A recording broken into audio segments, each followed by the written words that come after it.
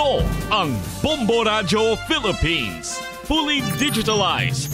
Numero 1 sa balita, komentaryo, drama at serbisyo publiko.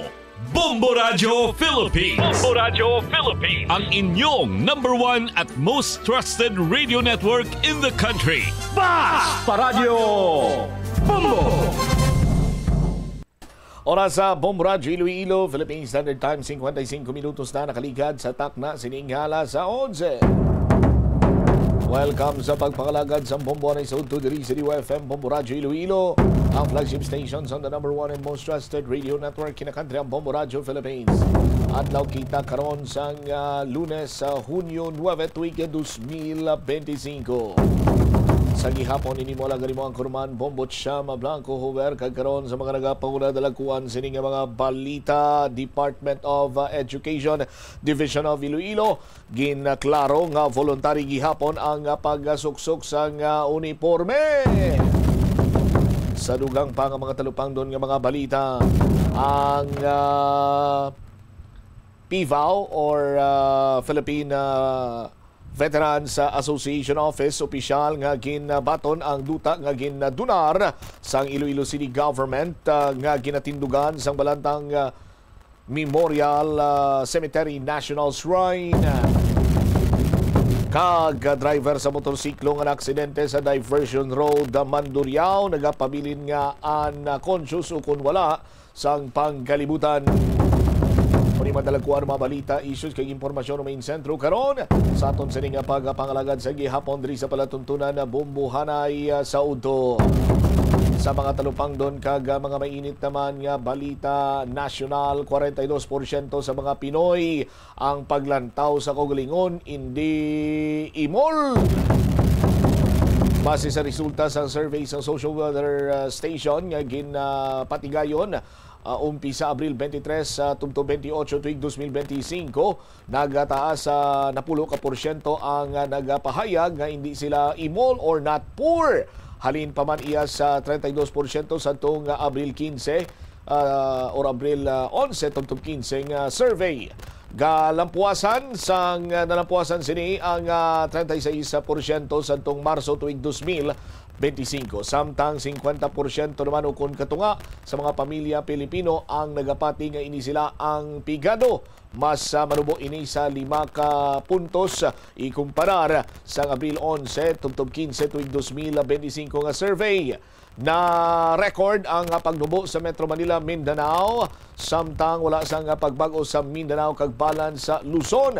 Pinakataas naman nga self-rated poverty sa Visayas nga mayara sang 67% kag pinakanubo sa Metro Manila nga 33%. Ginabulubanta nga 14.1 million self-rated poor families sa latest survey. 2.2 million ang newly poor, 2.3 million ang usually poor, kag 9.5 million ang always poor.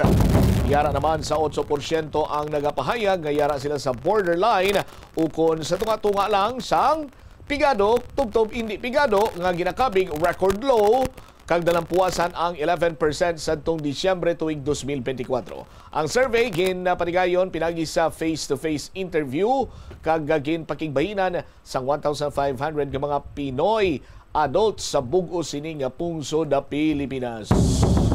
Sa iban pang mga talupang doon karon nga mga balita, si PNP Chief General Nicanor or Nicolas Torre III nagpahayag nga ang mga pulis dapat nga mas mangin maitom. Tikon amo ni ang statement sa Chief PNP sa aton sini nga mga kabumbo do mambaga nga do ano ni si Chief PNP nagalango-lango kay ti si Chief PNP nga daan hindi man lipod sa ibalo sa mga kabumbo naton maitom na nga daan ni Chief PNP Torre no sa aton sini nga mga kabumbo pila ka mga langas-langas pero may unod no kun imo sini nga padalman ang pahayag sa Chief PNP dapat gali diri banwa hambal sa Chief PNP ang mga pulis dapat nga maglibot kag magpatrolya partikular sa mga matawo sining lugar agud nga masiguro nga wala sang anuman nga biriya no ukon mga krimen nga posible magluntad. Nagapati diri ang Chief PNP nga pinakaepektibo nga pamaagi para sa gihapon ang police visibility agod madula or maaway naton malikawan ang naman nga sahi sang krimen. Dugangan tayo ni Bala later on sa aton sinipanay nga pagpalayag sa bombohanay sa udto pagkatapos sang Bombo Network News. Tanan kita mayara sang bulig agud pakibatuan ang climate change. Magamit sang bag nga pwede magamit sang liwat-liwat agud mabuhinan ang plastic bag nga ginahaboy. Bangod dinhi nagatugas ang greenhouse gases.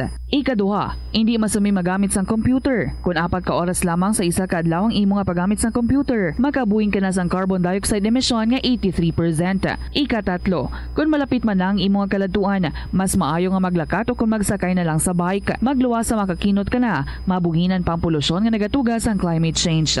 May kilala ka bala nga mga bata nga mahilig sa video games? Nagausik bala ini sang inoras sa paghampang sang iya ginakaadikan nga games. Isa ka pagtuon sang American Academy of Pediatrics ang nagapahayag ngang sobra-sobra o kun inoras nga pagtiner sa paghampang sang video games ang makadulot sang depresyon, anxiety kag manubo nga grade sa eskwelahan. Suno sa mga eksperto, halos 9% sa kada 3,000 ka mga elementary students sa kada punsod ang makabing pathological o kung adik sa paghampang. Makabing pathological o kung directed ang isa ka Drama at serbisyo publiko.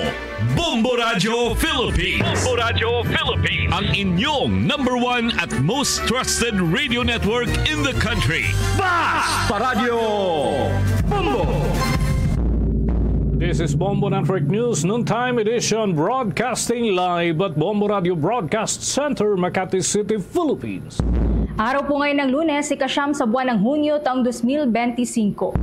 Sa ating mga headlines, sa NBA updates, Oklahoma City Thunder nakabawi sa Game 2 ng NBA Finals laban sa Pacers. Nagtala ng 123 kontra sa 107 lamang ng Pacers. Ang panukala naman ni Senator Francis Tolentino na kayang tapusin ng 19 na araw ang impeachment case laban kay Vice President Sara Duterte, imposible daw, ayon kay Senator Jinggoy Estrada. Samantala si Senator Risa Ontiveros naman tutol at giniit na walang express lane para po yan sa pag-uusig ng impeachment cases. Defense team ni Vice President Sara Duterte handa na sa impeachment trial at ang impeachment ay hindi raw dapat na gamitin bilang political tool. Sa police report, ang tabayanan po mamaya, isang misis ang patay matapos saksakin ng sarili niyang mister. Ang mister naman nagpakatiwakal din. Sa ating balita naman sa ibayong dagat, labi ng nasawing leader ng Hamas na diskubre sa isang tunnel doon sa Khan Yunis. Aid ship patungod dyan sa Gaza sa kayang kilalang climate activist na si Greta Thunberg ay sinampahan ng Israeli military. At live nationwide via satellite, dumako na tayo sa mga detalye ng ating mga balita. Bombo Sports News.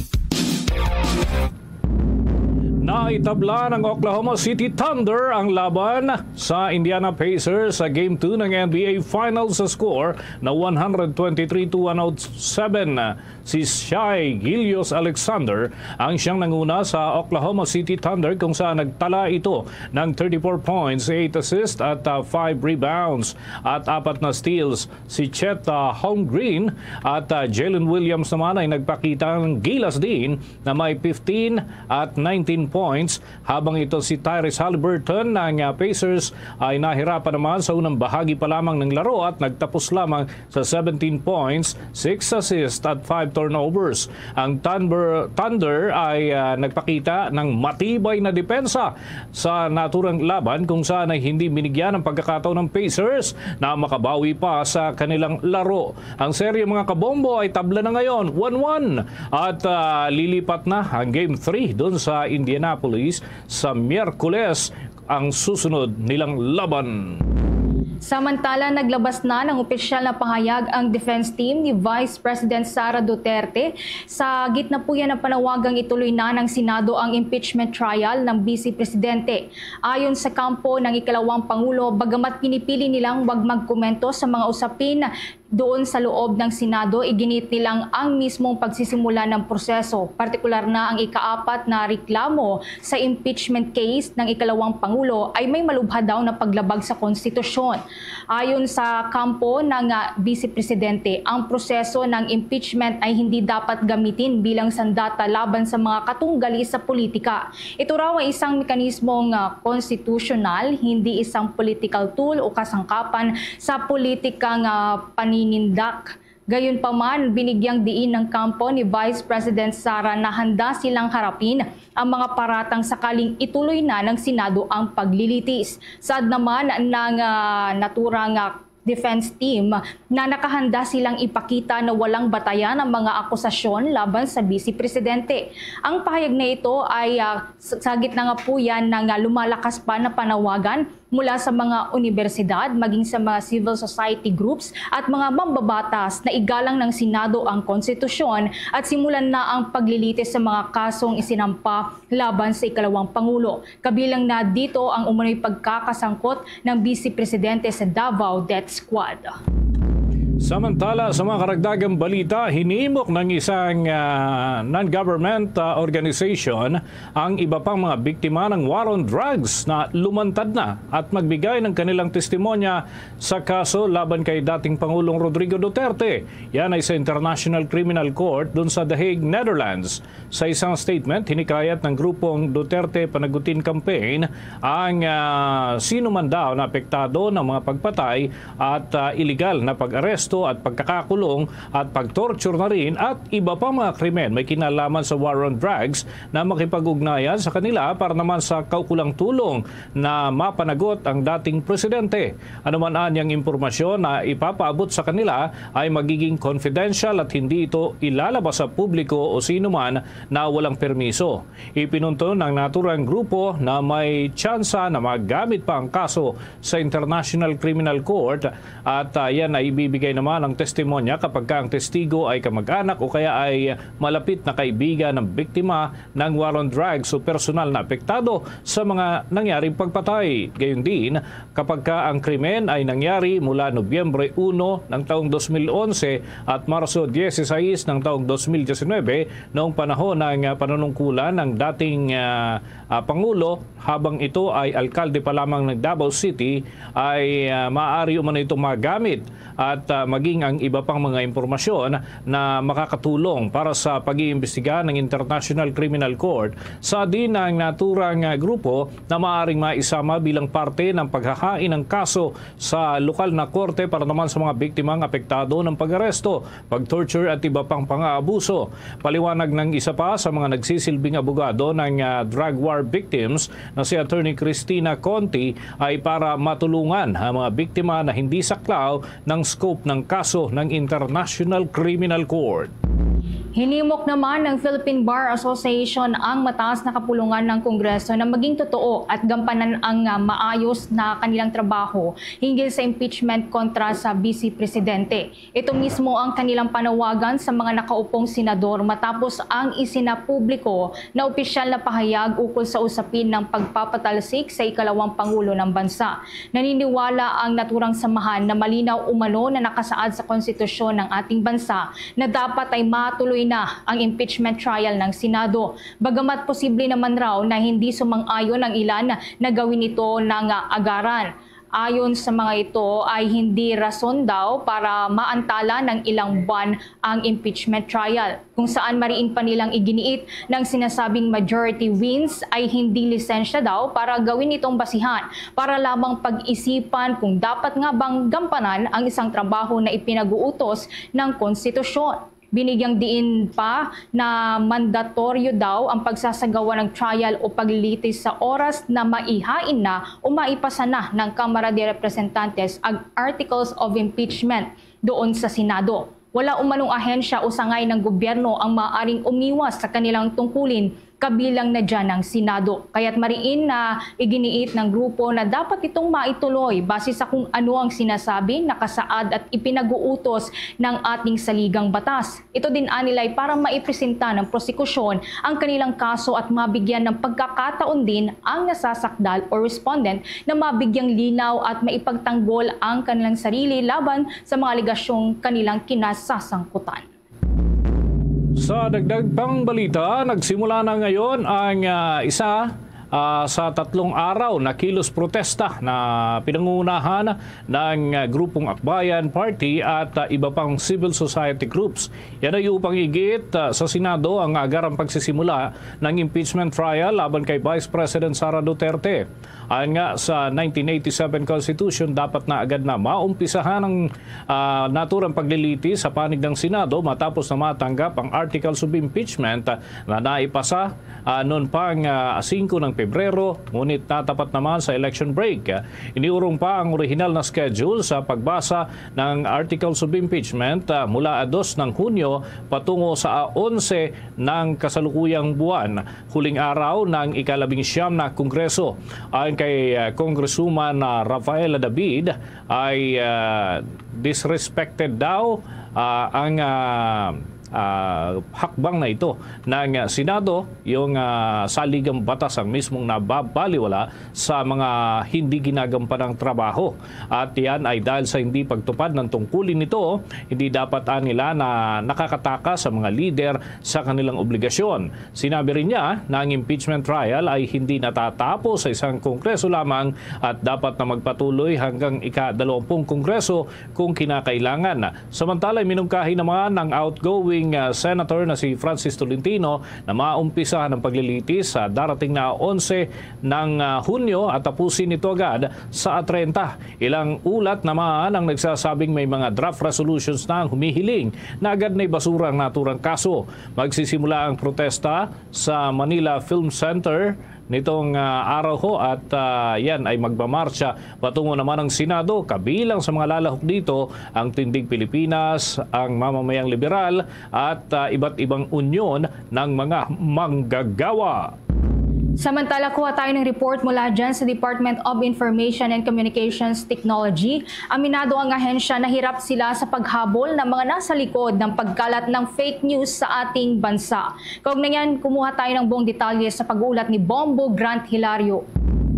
Inamin ng Department of Information and Communications Technology na sila'y nahihirapang habulin ang mga nasa likod ng pagkalat ng fake news sa bansa. Ito mismo ang binitawang pahayag ng kasalukuyang kalihim ng kagawaran na si Secretary Henry Roel R. Aguda hinggil sa kanilang paglaban kontra pagkalat ng maling impormasyon. Ani kasi ni Secretary Aguda na nakakapagod umano ang paghabol ng fake news na siyang talamak at laganap ngayon sa iba't ibang mga social media platforms. Hinaing din niya ang mabilis na pagkalat habang kabaligtaran naman ito ang kabagalan na maipatektaw ng mga maling impormasyon na siyang nakikita, napapanood at nababasa sa online. Kaya't kinuwestiyon ng naturang kalihim ang mga telecommunications sa bansa kung bakit kapag sila ang apektado, mabilis at kayang-kaya nito na maipa-take down o ban ang mga pasimuno ng scam. Ngunit habang sa kanilang panig naman ay kinakailangan pa munang dumaan sa proseso at tumagal ng ilang oras bago maisagawa ang pagban sa nagpapakalat ng fake news. Nakakapagod po maghabol ng fake news. Diba? Andaling gumawa kasi ng fake news pero para i-take down yan, kailangan pang malaman kung saan nanggagaling yung nag-post sila. Ang sabi ko, bakit naman kapag gusto nyong iban yung site, proactively natatanggal nyo?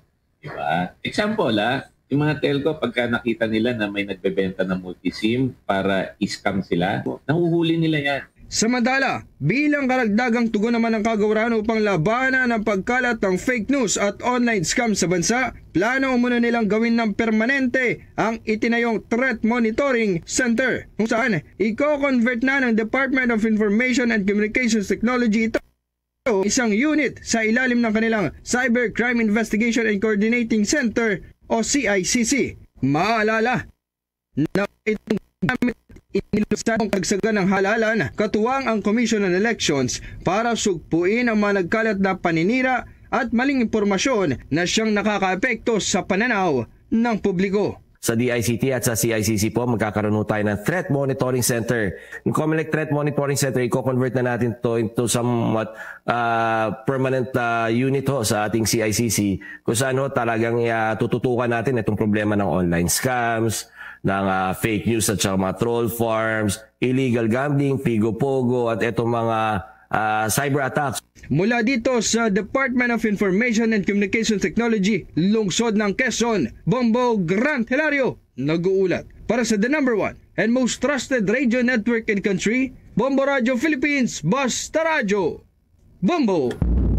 Ako naman tayo dyan sa Kamara de Representantes dahil may ilang mambabatas na tutol doon sa pagmamadali sa impeachment trial laban kay Vice President Sara Duterte. Alamin natin ang karagdagang update mula kay Bombo Annalise Soberano. Naniniwala si House Prosecutor Member Representative Rog Gutierrez na hindi posible ang inilatag na timeline ni Senator Francis Tolentino kaugnay ng impeachment trial laban kay Vice President Sara Duterte. Sa isang panayam dito sa Kamara, ayon kay Gutierrez, mula nang inilabas ni Tolentino ang kanyang kalendaryo ay hindi pa nag-uusap ang House Prosecution Panel. Pero sa kanyang tingin, hindi posibleng makonsolidate sa 2 articles lamang ang kaso dahil mistulang pagtataksil ito sa buong articles of impeachment. Hindi rin anya sapat ang naturang timeline para sa 7 articles of impeachment laban sa pangalawang Pangulo. Batay kasi sa schedule ni Tolentino, lumalabas na 2 araw lamang ang presentasyon ng mga ebidensya. Diin pa ni Gutierrez, uubrang tumawid sa 20th Congress ang paglilitis batay na rin sa nasasaad sa konstitusyon. Tiniyak naman ng kongresista na tuloy-tuloy pa rin ang paghahanda ng House Prosecution Panel para sa kanilang presentasyon ng Articles of Impeachment sa Senado. Pakinggan natin ang pahayag ni Representative Rog Gutierrez sa panayam dito sa Kamara. Congress, we can't comment on it right now. The prosecutors have yet to meet since the release of that timeline. But personally, I don't think it will be possible on our part to just consolidate it into 2 articles. That would be a betrayal of the full articles of impeachment. I think hindi po siya sapat if we take a look. Tama po yung nakita kong timeline, parang 2 araw lang yung nabibigay for presentation of evidence. And if you're going to divide it into 7 articles, that really will not be enough. We're not ready yet to say how much time we need, but definitely 2 days will not.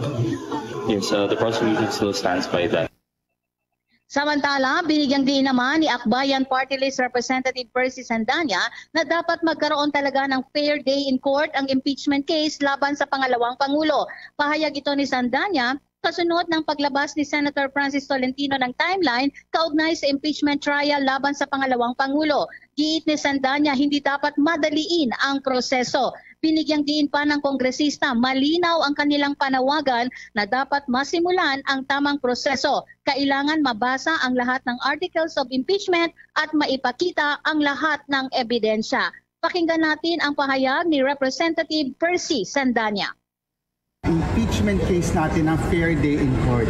At hindi siya magkakaroon ng fair day in court kung mamadaliin naman ngayon. Dapat maalala nila na ang mandato ng Senado ay litisin, hindi palusutin. Alam natin pag minadali, kulang yung oras sa dami ng mga ebidensya na ipipresenta. So again, sana ma-realize nila na it's always the Constitution over personal ambition. Yun ang mahalaga. Hindi ito parang si Carlos Yulo na sa kaka-gymnastics nila, mental gymnastics, kakatambling at kakasplit. Si Representative Percy Sandanya, sa ngayon nagpapatuloy ang itong huling pagdinig ng House Committee o Quad Committee ngayong araw at nakatakdang isa sa pinal na ng komite ang kanilang pagdinig ngayong araw. Live mula dito sa Kamara, Bombo Annalise Montaño Soberano nag-uulat para sa number 1 and most trusted radio network in the country, Bombo Radio Philippines, Basta Radio, Bombo! Maring kinundi na ng mga biktima ng war on drugs sa ilalim ng dating Administrasyong Duterte ang bagong sanctions na ipinataw ng Estados Unidos laban sa mga hukom ng International Criminal Court na anilay banta sa paghahanap ng hustisya at judicial independence sa isang joint statement ng Rise Up for Life and Full Rights at National Union of People's Lawyers, sinabi nila na ang mga hakbang ng Estados Unidos ay nakakasagabal at nakakaistorbo sa proseso ng pananagutan, lalo na para sa mga pamilyang nawalan ng mahal sa buhay sa umano'y extrajudicial killings. Ang sanction ay bunsod na rin ng Executive Order 14203 na inilabas ni United States President Donald Trump, kung saan ay pinapatawan ng parusa ang 5 opisyal ng International Criminal Court, kabilang si Judge Rain Adeline Sophie Alapini Ganzo at miyembro ng pre-trial chamber sa kaso ni dating Pangulong Rodrigo Duterte. Si Ganzo, mga kabombo, ay ang nag-aproba ng arrest warrant laban sa Israeli Prime Minister na si Benjamin Netanyahu kaugnay ng umano'y war crimes.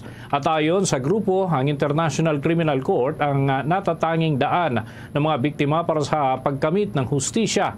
Nila ang karapatan sa katotohanan ay hindi maaaring ipagkait. Ito ay pundasyon ng karapatang pantao, ng investigasyon at pag-iwas sa pag-ulit pa ng mga klase ng pang-aabusong nangyari.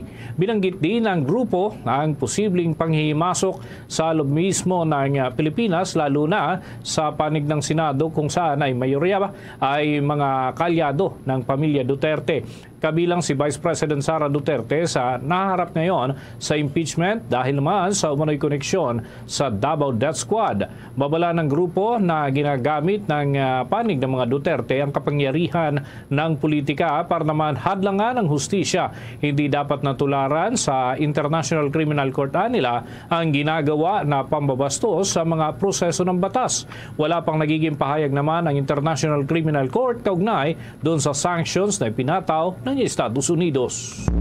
Samantala, kuha pa tayo ng karagdagang report, mga magulang at estudyante patuloy ang paghahanda para po yan sa balik eskwela sa susunod na linggo. Kaugnay niyan, kuha tayo ng buong report mula kay Bomboy Isa Cotoner.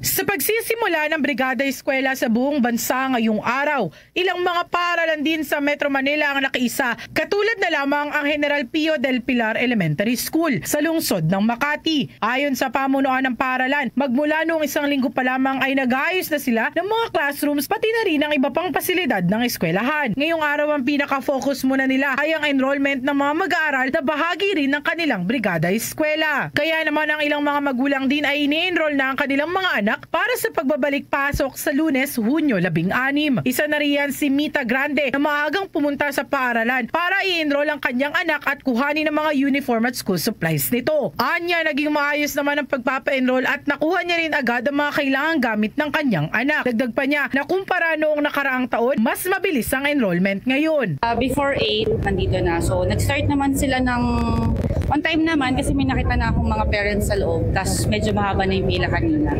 Pero smooth naman kasi pag naka-fill up ka ng forms, papasukin ka naman ng guard, tapos hindi naman crowded sa loob. So, smooth naman yung system nila. So, sa isang student, may 2-3 pairs ng uniform, PE, tsaka school uniform.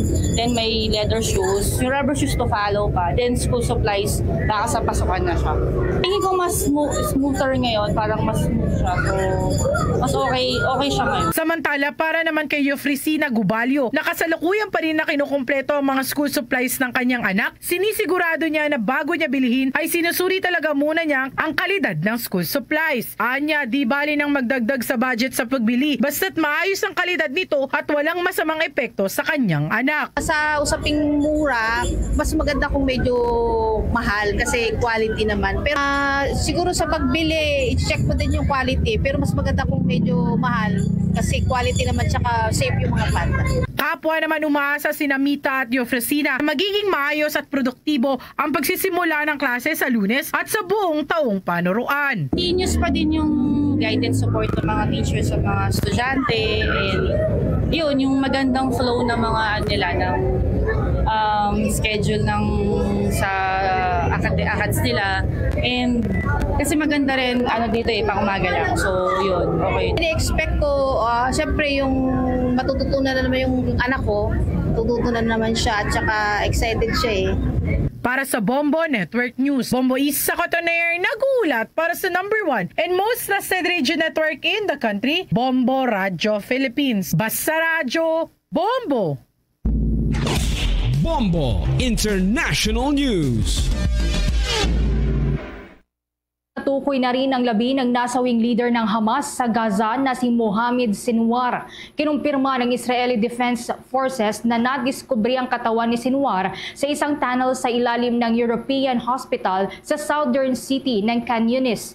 Natukoy ang pagkakakilanlan ng Hamas leader sa pamamagitan ng DNA checks. Bagamat sa ngayon, hindi pa ito kinukumpirma sa publiko ng kampo ng Hamas. Ayon naman sa Israeli Defense Forces spokesperson na si Brigadier General Effie Defrin, natagpuan nila ang katawan ni Sinwar sa isa sa mga silid sa mahaba at makitid na tunnel. Matatandaan na napas lang nga si Sinwar sa inilunsad na airstrike noong Mayo 13 na ayon sa Defense Agency na pinapatakbo ng Hamas ay kumitil naman ng 28 katao at ikinasugat ng dosena pang individual. Natagpuan ang labi ni Sinwar sa tabi din ng napatay na commander ng Hamas na si Rafa Brigade na si Mohammed Sanabe. Natagpuan din ang ilan pang mga kagamitan ni Sinwar at Sanabe doon po sa lugar kasama ang intelligence findings na transfer naman na ng Israeli Defense Forces para sa mga karagdagan pang investigasyon. Sa puntong ito ng ating balitan mga kabombo at mga ka-Star Nation, kuha muna tayo ng mga report mula dyan sa panig ng Senado sapagkat ito mga update nating tinututukan tungkol sa panukala ni Senator Tolentino na gawin ang impeachment trial sa loob ng 19 na araw ay samot-saring reaksyon ng naglitawan sa mga oras ho na ito at yung proposed 19-day trial nga ay mapag-uusapan lamang kapag nag-convene na ang mataas na kapulungan ng Kongreso bilang impeachment court. Yan at iba pang mga balita hatid ni Bombo JC Galvez. Bombo Dennis, Bombo Everly, imposible nga daw na kayang matapos sa loob ng 19 na araw ang impeachment trial laban kay Vice President Sara Duterte. Ayon yan kay Senate President Pro Tempore Jingo Estrada. Paigutin ni Estrada sa panukalang trial calendar ni Senate Majority Leader Francis Tolentino na kaya umunong tapusin ang paglilitis laban kay VP Sara hanggang June 30. Ayon sa Senador, inaasahan ng mahabang debate sa kaso ng pangalawang Pangulo kaya malabuan niyang matapos nila ito sa loob lamang ng 19 na araw. Samantala, para naman kay Senate Minority Leader Coco Pimentel, best effort ang panukala ni Tolentino. Ngunit anya hindi kailangan madaliin ang paglilitis kung hindi naman ganap na masusunod ang proseso sa impeachment. Tutol din si Senate Deputy Minority Leader Risa Ontiveros sa ipinapanukala ni Tolentino na kayang tapusin sa loob ng 19 na araw ang impeachment trial laban kay Duterte. Bagamat anya malaya ang bawat senador na magpayag ng kanilang sentimiento, git ni Ontiveros, maaga pa na magrekomenda ng trial calendar gayong 7 articles of impeachment ang lilitisin ng Senado. Hindi pa rin anya na pag-uusapan kung gaano katibay ang bawat aligasyon kaya hindi ito dapat madaliin. Samantala kanina, Bombo Dennis, Bombo Everly, sa katatapos nga lamang ng pulong balitaan, sinabi ni Senate President Francis Chis Escudero, ang panukala ni Tolentino ay mapag-uusapan lamang kapag nakapag-convene ng Senado bilang impeachment court. Naniniwala rin ang Pangulo ng Senado na dapat tumawid sa 28th Congress ang impeachment case laban kay Duterte. Narito pakinggan natin ang bahagi ng payag ni Senate President Francis Chis Escudero. Yan ay isang paksa na dapat pagpasa ng impeachment court kapag na-convene na ang impeachment court. Pangalawa, saan ba nakasulat na objective namin abbreviate o ipadali o padaliin o paikliin ang proseso? Hindi ba ang objective dapat bigyan ng due process ang magkabilang panig na may presentahin ko nilang ebidensya? Pangatlo, hindi ako sang-ayon sa paniniwala niya na hindi tatawid ang impeachment complaint sa susunod na Kongreso. Bagaman ang opinion ko ngayong 19th Congress ay hindi binding sa 20th Congress, ito'y pagpapasahan muli ng 20th Congress kung saan bahagi pa din ako at boboto ko kung sakasakali na ito'y dapat at pwedeng tumawid kung sakasakali. Nanindigan naman si Escudero na gagampanan nila ang kanilang tungkulin ngunit hindi daw sila magpapapressure sa sinumang tutol o pabor sa impeachment laban kay VP Sara Duterte. Samantala kanina rin Bombo Dennis sa katatapos lang din na pulong balitaan pagkatapos nga nito ni Escudero, kinumpirma rin ni Senadora Risa Hontiveros na magmomosyon ang minority bloc kasama si Senate Minority Leader Coco Pimentel upang buksan ng pagsisimula ng impeachment trial laban kay VP Sara. Sinabi ni Hontiveros na sisimulan nilang hakbang upang paintulutan nga itong si Escudero na manumpa bilang pinuno ng impeachment court at upang pangasiwa ng nakatakdang panunumpa para sa lahat ng miyembro ng Senado bilang mga tatayong senator judges ng impeachment court o impeachment case laban kay VP Sara. Magmumove rin anya sila upang mag-convene ang Senado bilang impeachment court at formal na may presenta na ang articles of impeachment na tinransmit ng Kamara sa Senado. Gitang Senadora na hindi naman daw aabutin ng 1 oras para magawa ito dahil wala pa naman sila sa trial proper at panunumpa at formalidad pa lamang ang kanilang gagawin. Ito na ang huling 3 araw ng sesyon bagong sinedya adjournment ng 19th Congress na siyang daylan. Kaya sinulong na nila sa oposisyon na masimulan ng impeachment proceedings at hindi na hintayin pang nakatakdang schedule na June 11. Para sa Bombo Network News, ako si Bombo JC Galvez nagulat para sa number 1 and most trusted radio network in the country, Bombo Radio Philippines Basta Radio. Bombo! Dumako pa po tayo sa mga balita sa ibayong dagat. Kinumpirma ng pro-Palestinian na Freedom Flotilla Coalition na sinampahan ng mga tropa ng Israel ang kanilang aid ship na Madeline patungong Gaza Strip kung saan kasama sa mga sakay nito ang 11 international activists. Kabilang dyan ang kilalang Swedish climate activist na si Greta Thunberg at isa pang journalist. Matatandaan na kilala si Greta Thunberg dahil sa kanyang matapang na paghamon sa mga world leader para gumawa ng anggarang aksyon para matugunan ang mga epekto ng climate change sa mundo. Sa ibinahagi namang larawan ng grupo, makikita ang mga lulan ng British flag yacht na nakaupo at o yacht na nakaupo at nakasuot sa ng kanila po mga life jackets at nakataas ang kanilang mga kamay. Nauna nang sinabi naman ng coalition na under assault sa international waters ang Madeline. Napapaligiran din anya ito ng quadcopters at sinabuyan pa ng paint-like substance at naputol din anya ang komunikasyon nila doon sa Madeline at pinapatunog din ang disturbing sounds sa radyo. Kaugnay niyan, narito naman ang naging bahagi na ibinahagi pong video ng grupo na mga pagsasalaysay ni Greta Thunberg na Swedish climate activist na kasama nga po doon sa naturang humanitarian aid vessel na patungo po sana doon sa Gaza.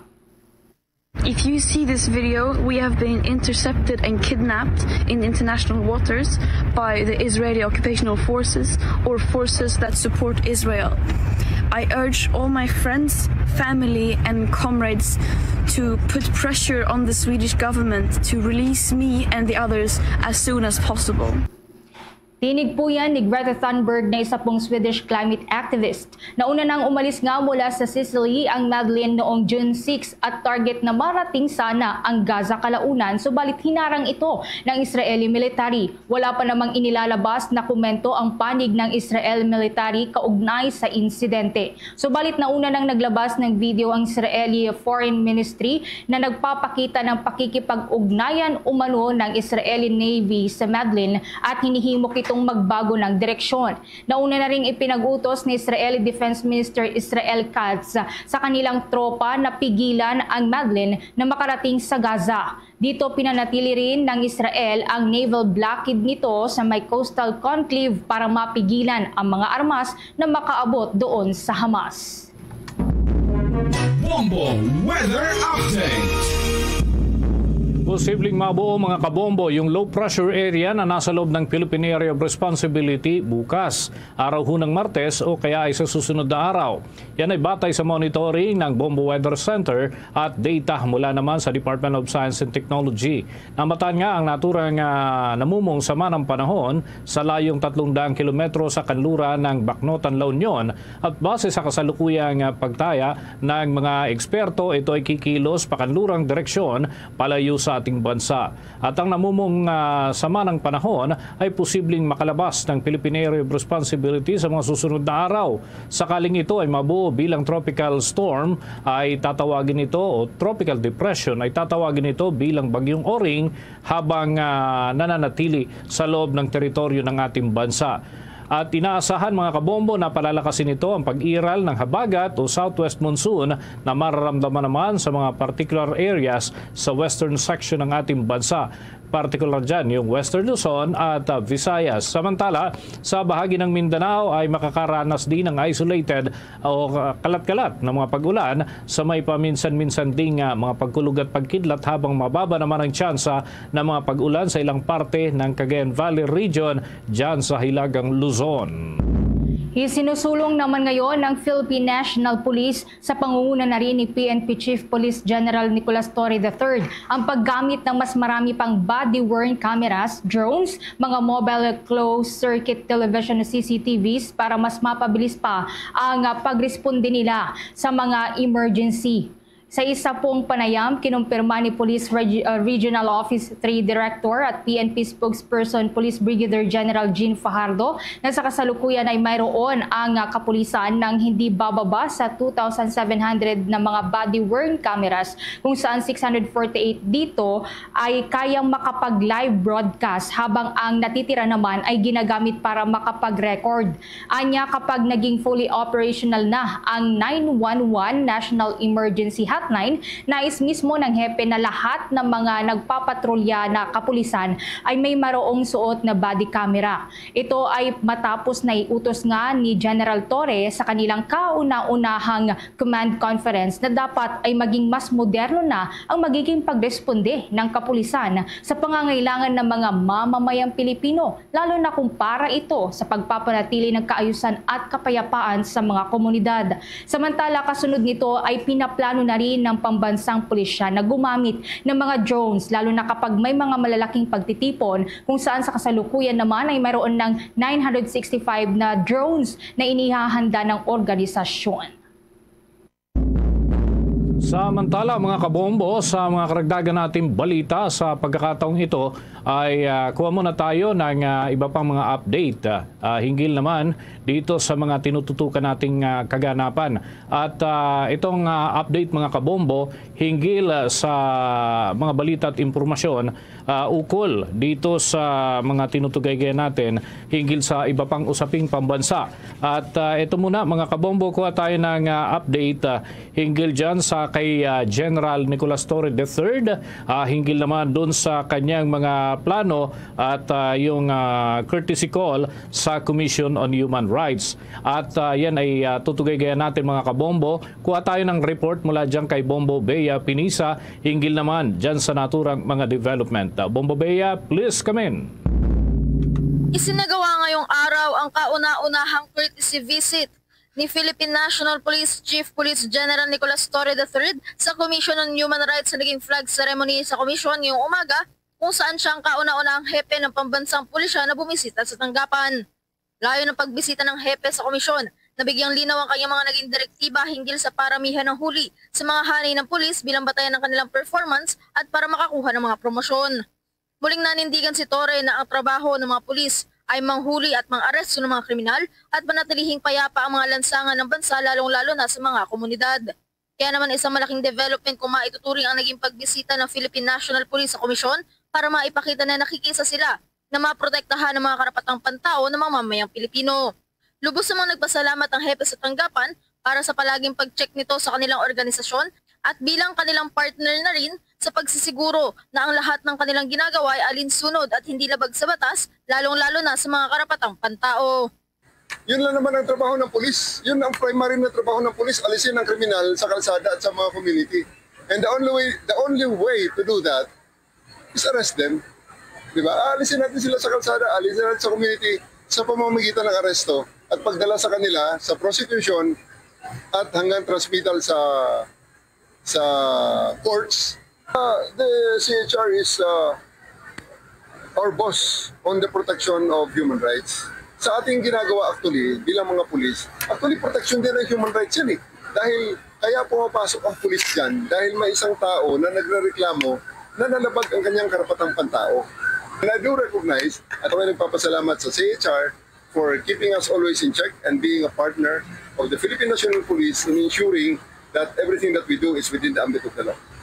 Samantala, kinilala naman ng Commission on Human Rights sa mga naging inisyatibong ito ni Torre at nangakong susuportahan at makikipagtulungan para sa implementasyon ng warrantless arrest. Ani CHR Chairperson Attorney Richard Palpalatok, suportado nila ang tungkuling ginagampanan ng mga pulis na pangalagaan ng seguridad ng mga komunidad at pagtitiyak na ligtas sa mga mamamayang binubuo nito. Dagdag pa ng opisyal, hanggat walang nalalabag ng mga batas sa mga pulis sa pagpapatupad ng kanilang mandato, ay patuloy na lang susuportahan ang direktibang ito ni Torre.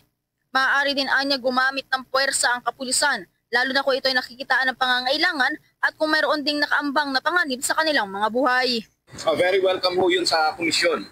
Actually, sinusuportahan ho namin yung tungkulin ng pulis. Sila ho yung may tungkulin upang pangalagaan ang ating seguridad sa pamayanan. As long sa amin naman po, ang importante sa amin ay as long as the duties performed within the bounds of the law, at kung kailangan po ng gumamit ng puwersa ng kapulisan, pwede naman po yan as long as it is necessary and commensurate to the force being confronted with. Nagawa ito dahil isa ho sa mga pangunahing institusyon na binabantayan ng komisyon ay ang ating kapulisan. Dahil mahalaga dahil magkakaroon ng ugnayan ang ating mga institusyon at mapapaigting at mapapabuti ang aming relasyon upang ma-integrate na rin ang human rights sa pagtupad sa tungkulin ng ating kapulisan. Samantala, mas naging panatag naman ngayon ng komisyon dahil sa naging pagbisita ni Torre sa kanilang tanggapan ay mas makakasiguruan niya ang publiko na patuloy na paiiralin ng Philippine National Police ang mga sumusunod na batas sa kanilang mga ikakasang operasyon. Mahalaga din anya ang naging pagpupulong at pag-uusap ng dalawang institusyon na ito dahil mas mapapaigting at mapapabuti ang kanilang relasyon para maisama sa pagtupad ng mandato ng mga kapulisan ang pagpapahalaga sa human rights. Para sa Bombo Network News, Bombo Bea Peniza nag-uulat para sa #1 and most trusted radio network in the country, Bombo Radio Philippines. Basta Radio, Bombo!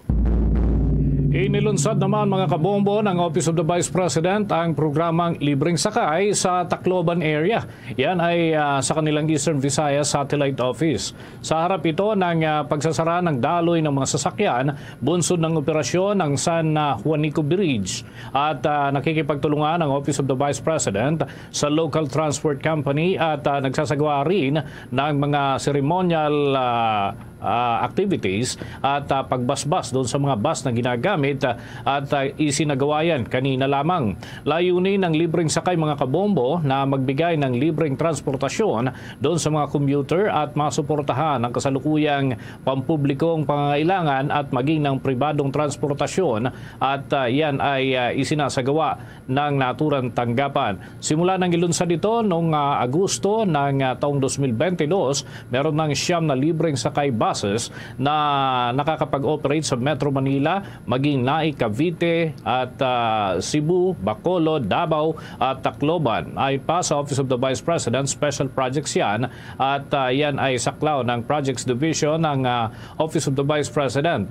Nakakapag-sagawa sila ng naturang programa sa nasa mahigit 2 milyon na commuters na naserbisyuhan dyan sa iba't ibang dako, lalo na sa tulong na ipinagkakaloob sa mga mamamayan.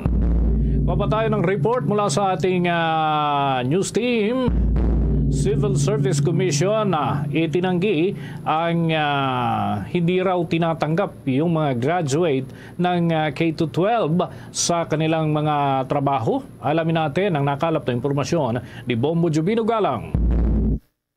Handang ipatupad ng Civil Service Commission o CSC ang pagtanggap ng mga senior high school graduate. Ayon kay Assistant Commissioner Ariel Ronquillo ng Civil Service Commission na maaring makapasok lamang ang mga senior high school sa first level position. Insofar as the educational requirement is concerned for first level position. Tawanag po dito na kung ang isang position ay nangangailangan lamang ng high school graduate para makapasa, yung pong graduate ng junior high pwede hong mag-qualify doon. Ang junior high, yun po yung equivalent ng high school graduate nung araw. Meron po ding mga position sa first level na ang kailangan ay nakarating ng at least second year in college. Paglilinaw nito na may mga selection board ang kanilang opisina sa mga nais na magtrabaho sa gobyerno, lalong-lalo na ang mga college graduates. Ang pagkakataon na binibigay po natin sa lahat po ng graduate ng ating K-12 program, meron po tayong mga posisyon sa first level sa government na pwede po kayong mag-qualify, no, in terms of educational requirement. Subukan niyo po, mag-apply po kayo kasi po ay kapag nasa gobyerno kayo, aside of course from the career that you will establish, ay mararamdaman niyo rin po yung satisfaction ng isang public servant, no? Kasi isa pong karangalan ang maglingkod sa bayan. Basta siguraduhin lang po natin that we are fully qualified so that we can effectively discharge the duties and responsibilities of our positions. Ako si Bombo Juvino Galang, nag-uulat para sa #1 and most trusted radio network in the country. Bombo Radio Philippines, basta radyo. Bombo! Bombo Police Report.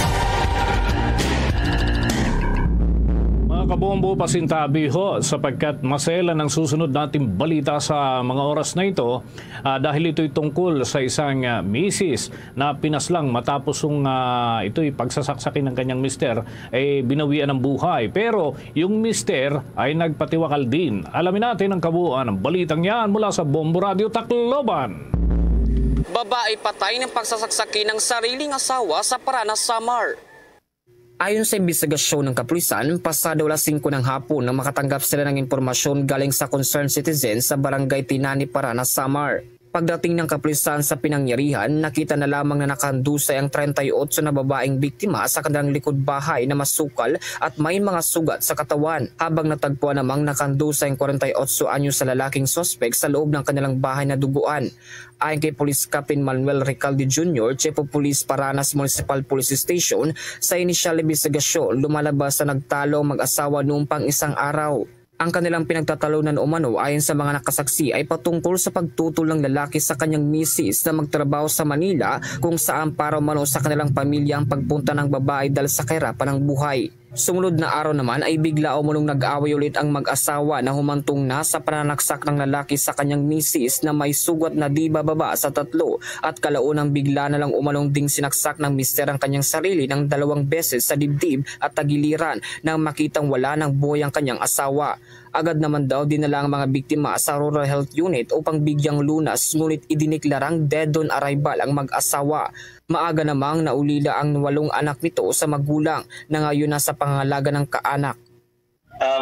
Nangyari po ito sa Barangay Tinani, Paranas, Samar, mga alas 5 ang oras sa hapon. At pagdating po doon sa crime scene, nakita na lang ng ating team na yung babae nandun sa likod ng kanilang bahay,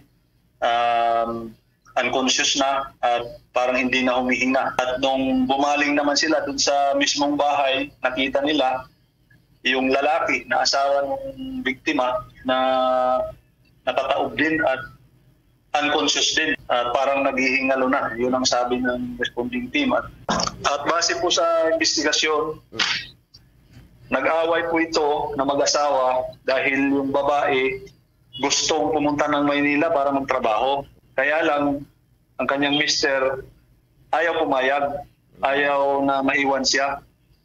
At yun po ang pinag-ugatan ng kanilang pag-aaway na humantong nga sa pananaksak sa kanyang misis. At nung nakita niyang sugatan na ang kanyang misis at parang wala ng buhay, siya din naman ang nagsaksak sa kanyang sarili. Na yun din ang naging resulta ng kanilang kamatayan pareho. At mula dito sa impila ng Bombo Radio Tacloban, ito si Bombo Jake Pagipo para sa #1 and most trusted radio network in the country, Bombo Radio Philippines, basta radio, Bombo. Ang Department of Education nakikipagtulungan na sa Department of Health para yan sa Learner Health Assessment kasabay ng nationwide kick-off ng Brigada Eskwela. Kaugnay niyan, kuha tayo ng buong detalye sa pag-uulat ng Bombo Radio Ligaspi. Siniguro ng Department of Education na patuloy ang pagbibigay ng solusyon sa kakulangan ng mga guro, silid-aralan at serbisyo. Ito ay kaugnay ng nationwide kick-off ng Brigada Eskwela na isinagawa sa lalawigan ng Albay. Ayon kay Department of Education Assistant Secretary Dexter Galban, na patuloy na bumubuo ang tanggapan ng isang sistema na may malasakit para sa bawat mag-aaral at mga guro. Maliban sa opisyal ay nasa lalawigan rin si Department of Health Secretary Dr. Chidoro Herbosa. Ito ay kaugnay ng pagtutulungan ng dalawang tanggapan para sa Learner Health Assessment. Ayon kay Assistant Secretary Galban, nais ng Department of Education na sa pagbubukas ng bagong school year ay matutukan ng mental health services, disaster risk reduction, child protection laban sa bullying, pang-aabuso at school-based feeding program. Ito ay maliban pa sa pagtutok ng departamento sa pagbasa ng mga kabataan na inaasahan na makakatulong sa pagpapahusay ng mga programa nito. Ang pinakamahalaga sa lahat, ang kalusugan at kabutihan ng ating mga kabataan. Ngayong taon, isasagawa sa kauna-unahang pagkakataon ang Learner Health Assessment, katuwang ang DOH at PhilHealth. Pandinig, ngipin, nutrisyon, mental wellness, isang masusing pangangalaga sa kabuuang kalusugan ng ating mga mag-aaral. Para sa Bombo Network News, mula rito sa Bombo Radio Legazpi, ito si Bombo Romela Sakayan Wanda sa nag-uulat for the #1 and most trusted radio network in the country, Bombo Radio Philippines, Basta Radio. Bombo! Ito namang Ibon Foundation, mga kabombo, kinontra ang pahayag ng ilang grupo na marami ang mawawalan ng trabaho kapag naipatupad ang 200 pesos na daily wage hike. At alamin natin ang nakalap na impormasyon ng Bombo Radio Iloilo. Iginiit ng research group na Ibon Foundation na walang sapat na batayan ng mga pahayag na maraming mawawalan ng trabaho kapag ipinatupad ang panukalang 200 pesos na aumento sa sahod ng mga minimum wage earners sa pribadong sektor. Ito ay kasunod ng pag-aproba ng House of Representatives sa nasabing panukala na inaasahang tatalakayin pa sa Bicameral Conference Committee kasama ang Senado. Sa panayam ng Bombo Radio Iloilo kay Sunny Africa, Executive Director ng Ibon Foundation, sinabi niyang batay sa data mula sa Philippine Statistics Authority na nakabase sa survey sa lahat ng micro, small and medium enterprises sa iba't ibang sektor at rehiyon ng bansa, hindi magiging pabigat sa mga negosyo ang wage hike. Ayon kay Africa, ang 200 pesos na aumento ay hindi malamang umaabot sa 2% ng karaniwang gastos ng mga negosyo. Dagdag pa niya, sa lahat ng pagdinig na kanilang dinaluhan, hinamon nila ang mga negosyante na magpakita ng kanilang financial statements upang patunayan na hindi nila kaya ang dagdag sahod, ngunit wala ni isang nakapagsumite ng naturang dokumento. Sa isang pahayag, sinabi ng grupo na kanilang kinewenta ang kakayahang ipatupad ang 200 pesos wage hike. Kahit pa aprobahang ipatupad ito sa lahat ng manggagawa, maliit lamang ang magiging epekto nito sa kita ng mga kumpanya. 11.1% sa kita ng malalaking kumpanya, 9.1% sa medium firms, 12.9% sa small firms, at 15% sa micro-enterprises. Iminungkahi rin ng Ibon Foundation na kung talagang nahihirapan ang maliliit na negosyo, maaring tumulong ang gobyerno upang mas maipatupad ang wage hike nang hindi naaapektuhan ang operasyon ng mga ito. Well, sa amin tama lang na ibigay 100 man yan o 200 na wage hike kasi kulang na kulang pa nga yun. Ang tinutulok pa rin namin po yung 1,200 pesos nationwide na minimum wage. Para sa amin, walang batayan para sabihin na itong dagdag sahod ay magdudulot ng tanggalan sa trabaho, pagbangkarote ng mga negosyo. Ang daming problema sa negosyo ngayon, hindi yung sahod na binibigay ang problema nila. Tinututulan namin yung pagtutol ng mga negosyante sa wage hike na ito. Si Sunny Africa, Executive Director ng Ibon Foundation. Para sa Bombo Network News, ito si Bombo Ayan Gahete. Para sa #1 and most trusted radio network in the country, Bombo Radio Philippines. Basta Radio. Bombo! Ang Siquijor naman ay kinukonsidera ang pagpapatupad ng mga polisiya na kapareho sa COVID-19 situation. Kasunod na rin napaulat po na kaso ng melioidosis na sakit at banta ng Mpox. Kaugnay niyan, may nakalapang report ang Star FM Cebu. Kasunod ng napaulat na kaso ng melioidosis sa Siquijor at banta ng Mpox, Ikinokonsidera ngayon ng lokal na pamahalaan ang pagpatupad ng mga polisiya na kaparehos sa COVID-19 situation. Daw na nakasing napaulat na 2 kataong namatay dahil sa glanders disease, ngunit kalaunan ay kinumpirma ng Department of Health na ito ay melioidosis. Ang naturang sakit na dulot ng bakterya ay maaaring makahawa sa tao at hayop na nakukuha naman sa pamamagitan ng paglanghap sa maruming hangin, pag-inom ng kontaminadong tubig at iba pa. Sa eksplosibong panayam ng Star FM Cebu kay Board Member Bral Dia Tumarong Coyo, sinabi nito na agad na nagtutulungan ng Provincial Health Office at Task Force hinggil sa naturang sakit. Sa usapin naman ng MPOX, sinabi ni Board Member Dia na dahil na rin sa mga naitalang kaso sa mga kalapit na mga lugar, ay tinitingnan nila ang pagpapatupad ng mga polisiya ang kalintulad sa ipinatupad noong panahon ng pandemya. Sa kasalukuyan naman ay wala pa naman silang ipinatupad ng mga paghihigpit gaya ng mandatoryong pagsusuot ng face mask. Gayunpaman, nagsasagawa na sila ng serye ng coordination meeting at hinihintay pa anya nila ang DOH Central Office para matugunan nila kung anuman ang mga polisiya ang kailangan, maring sa task force o sa sangguniang panlalawigan. Umaasa naman itong walang maitatalang kaso ng MPOX ang lalawigan. The investigation was already conducted and it wasn't actually glanders disease, but there's another term for it. And as to impacts, we take into consideration po na yung Iloilo, yung other provinces or cities na may impacts. I hate to say this, but we are looking forward for a policy that's same on how we control the COVID-19 situation in 2020 to 2022. But hopefully, there will be no impacts cases here in Secure Province. We are actually waiting for the Department of Health's impacts cases para po matugunan namin kung ano man ang mga polisiya na needed po.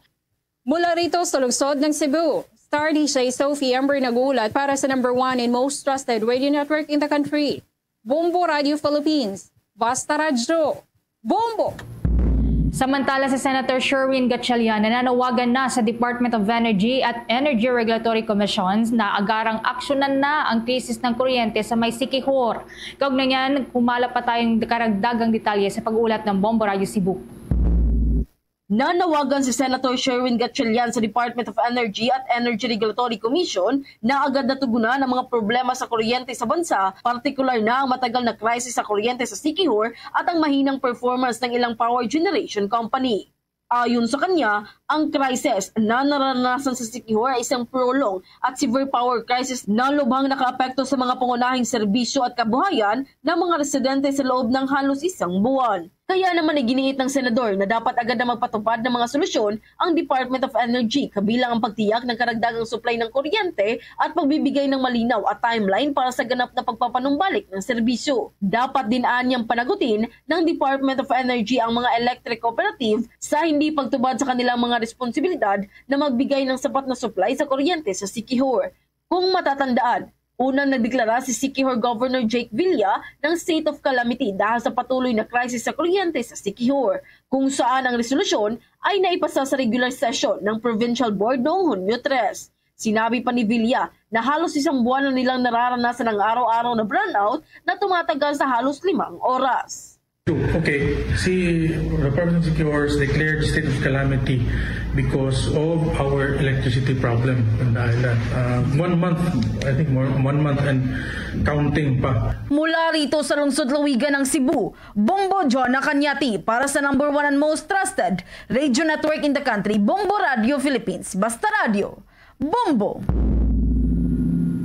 Mga kabombo at mga ka-Star Nation, tuloy-tuloy sa pagsubaybay sa ating mga kaganapan sa loob man o sa labas ng ating bansa. Maging ang sports news, kagaya ng NBA updates, maaari ho nating masubaybayan sa pamamagitan ng ating mga himpilan. Nariyan ang mga Bombo Radio Station and Star FM stations. Maaari po itong subaybayan sa pamamagitan ng Bombo Mobile App, YouTube, TikTok at maging sa Facebook Live.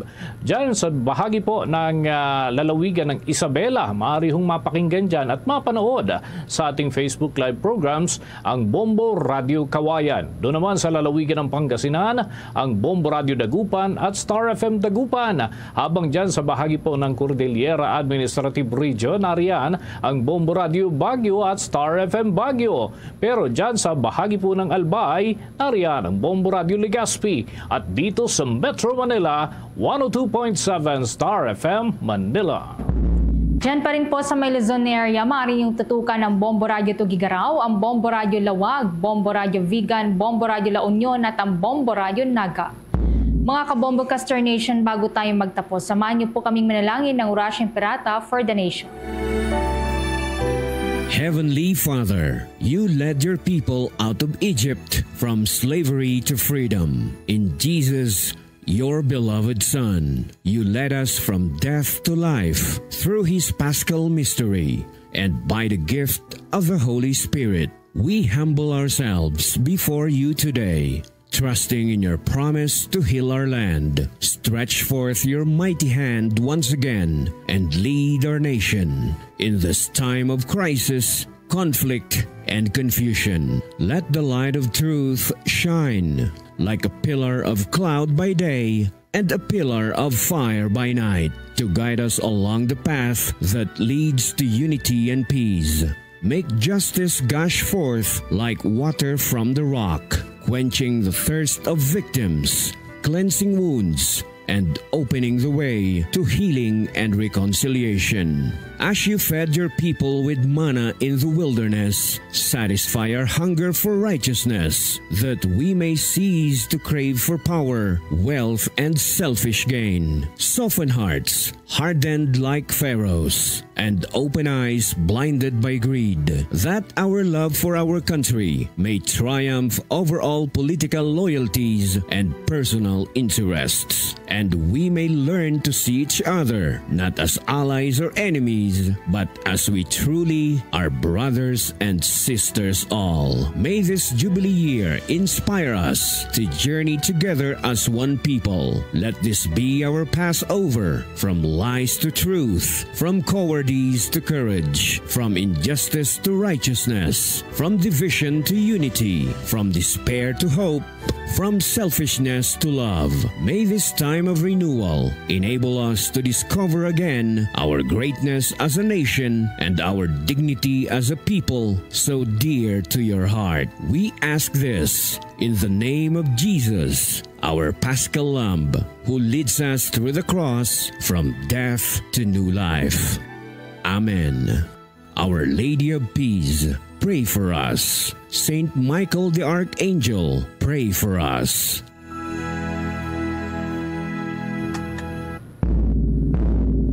Luzon, Visayas at Mindanao, yan ang kalipunan ng ating mga balita para sa pantanghaling edisyon ng Bombo Network News.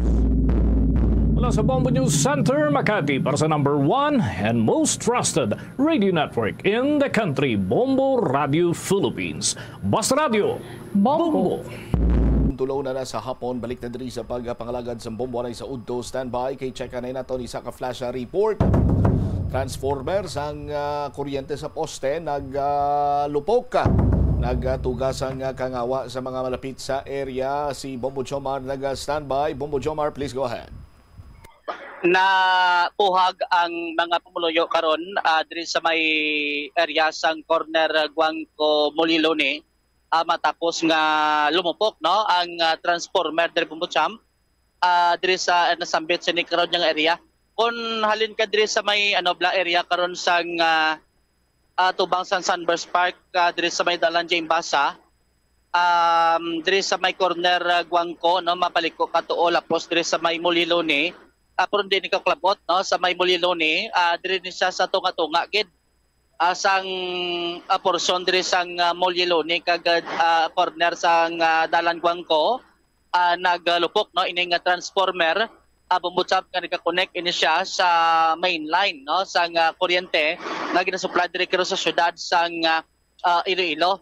Ang pagkabati kay nasang pumuloyo sini grabe kuno katunog no nga pag sigabong tapos nabatian pagid diri sa piyak sini nga side sang poste nga do nag laton pagid no ang pag-spark bla no sa kuryente Bumbutsam adres sa Malasambit sining area. So far subong ko naton sa diga mabisarbaran duway naman kita sang may nakitaan sining kalayo o kondo nag-aso pa kay makita naton nga ang more power no adi na diri karon sa lugar agod nga mag secure no sa nasambit sini karon nga area Bumbutsam ginagamitan nila di sang ila sining singit ni tapos kinakuha ang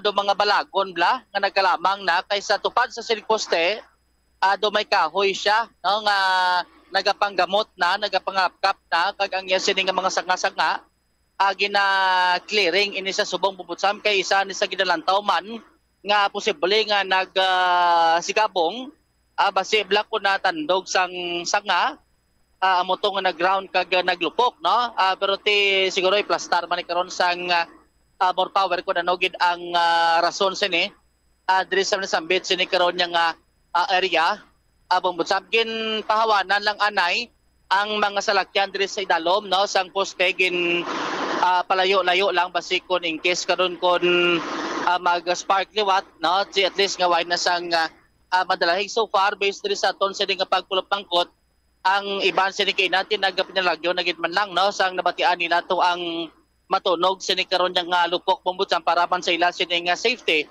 kag amo ni subong ang ginobra gina-assess na di sang taga more power agod nga ma-address kag hindi na no matabo liwat ang ining pagsigabong no kun do nag-ano gid siya kina nag-spark gid ang ining nasambit sini karon nga transformer adre sa may corner Guangco kag bahin karon sang Molyeloni ari bala si ma'am. Ano katunog kinabatian nyo to ma'am diri sa area? Tunog sir eh. Din ka mo gapisto aw? Tira sa tianggi ko. As dalom gid? Oo. Dayon ano ginimo nyo? Inagruluwa kami na tanan eh. Balido ano gid do nag-off do na? Oo, dako gid siya. Kaya una ko miro nag-asong lang siya tapos gulpi lang nagsigrab. Tapos ano to naglaton patos piha ko no? Lambot sa ang transformer sa Haviliana is plan to. Tingin na off na nila dayon ang ilang nga switch dayon sa sulod kay para nga hindi na madadalagan pag nga kalayo. Ano persado kinahangin daw? Hindi man pareho man ni Siro gali kay gulpi lang sa iya nagalupok ya. Amo na. So depende na karon ko anong mangin findings ni sa more power ko anong ginkausahan sini Bumbutsam diri sa aton sa mga kabombo. By the way, ano may tiyanggi ka body no? Oo. Kalom? Are. Okay. Ano gini pangalan mo, ma'am? Karina Canilio. Nag-vlog mo ko gani, sir. Karina? Canilio. Ate sige si Ma'am Karina Canilio ang tag-iya di sang tiyanggi no? Diri sa Bidalom, Bumbutsam. So far ang Bureau 5 nag-abot na di magulang sa pag-responde man din case karon kon may matabo pagidman no pero taken secure na di sang more power ang ano lang anay no hawanan kag kun ano sini karon nga mga tikang ang himuon regarding karon sa sining nasambit sining pagsigabong no sa sining transformer adre sa may corner Guangco kag Molyeloni street city proper Bumbutsam. Mga common cause ni Bombo Jomar, ti una, mamba kitabing tuman kay init sa tiyempo. Kumusta sa mga panyempo aw? Ang tiyempo subong hindi man kita maksakit no? Ang silak sang adlaw. Unlike isang nagligad mong inadlaw nga hindi ka nagidyado na hindi ka kagwanta magsulay sa init mo. So subong niya do medyo hindi kita maksakit. Mambal nato nabi cloudy sky so medyo nagagrugal mabi mo na nga do hindi tama ka singka lang init Bombo Jomar. Magulagol mo na no ang ilang kabahin sang syudad ko naton sa Baran. So kung hindi sa taas nga temperatura or hindi bangod sa taas nga temperatura, another common cause is overloading. Or overloaded ina or may nagatap dira Bombo Jomar? Ati ilang taon tani ko anong mangin assessment sini karon Bumbutsam no ti pwede man akon damo ka connect ma-overload siya no. Depende na sa assessment karon sang more power kung ano ang mangin findings nila regarding karon sa sining natabo kay usually ni sa makitaan taning kasunog kakalupok mga transformer sa mga battle of the sound mo kay didikdara di pareho man kung damo siya naga-supply damo ang naga-connecta so may tendency man na isang magbigay no pero depende na sa assessment diri karon asang more power diri sa Sambit sa ding area. So overall naton sa ding paglantaw ma-secure naman no kay ang taga more power ari naman di sa area no agad nga mag inform di karon sa mga pumuluyo. So far ang dalagan sang trapiko why man sa maapektuhan no ginapaagi man gyapon diri ang mga salakyan bubutsampo why lang sila ginapaparking no diri sa may dalom in case karon kung may mga repair or ano mga lihok karon sa more power so mas madali sa ila ang pagpenetrate diri sa Sambit sa karon yang lugar. How's that, Pumucham? All right, sige i-consolidate lang dira with the more power para kuha kita sa dugang sinima information. Salamat kid Bombo Jomar. So manang latest no diri sa may area sa Guangco and Molilone Street City proper. Flash report ini si Bombo Jomar Consumo Villa para sa number 1 most trusted radio network in the country, Bombo Radio Philippines. Basta Radio, Bombo. Salamat kid Bombo Jomar Villa sa imo sining flash report. Galing kitikon maghambal ka naman nga naga-jumper o kon illegally naga-connect dira do maburubudlay maguro kay ang primary lines ang more power ara sa pinakababaw sini. Kung hindi ako sala no pero isa karon sa mga common cause no nga nahibaluan naton basi isa man kita, that is why nga i-counter check naton ini later on sa more power.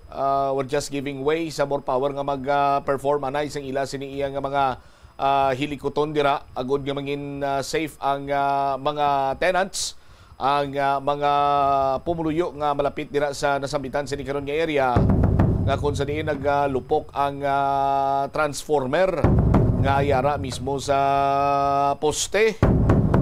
Sa aton sini karon nga mga kabumbo kay basta magambal ikaw ganing kuryente ti we're not dealing sa mga ordinaryo sini nga mga bagay dre no isa man ini banwa sa posible kung hindi dira iya mahatagan sa nagakigo nga pagtamod makatuga ini isang dako sini nga problema hasta iya nga sarang ini nga makakuha sang kabuhi gani banwa. Ining nasambitan karon nga sitwasyon dra sa may Guangco Molilone area.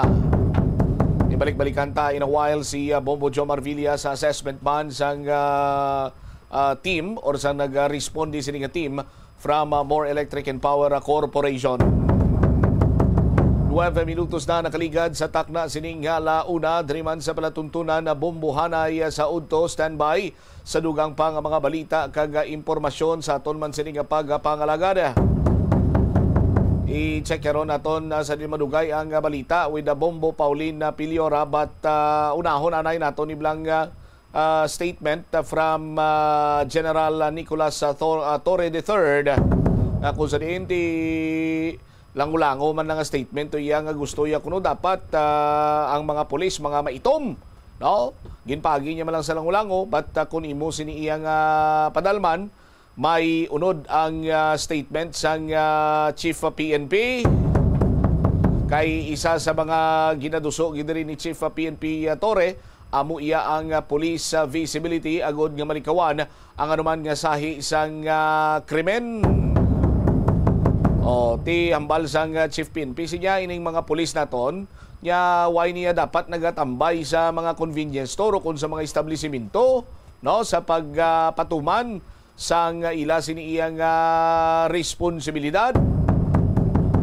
Why niya nga nagatiner kuno sa mga air condition sini nga mga station no sa aton sini nga mga kauturan bangod man nga ti dapat every time kuno aktibo aton sini iyang mga kapulisan ang mga PCPs ni PCPs no natalana sini nga pagabungkagon ni General Torre hilabi pa ining mga hindi man iya aktibo.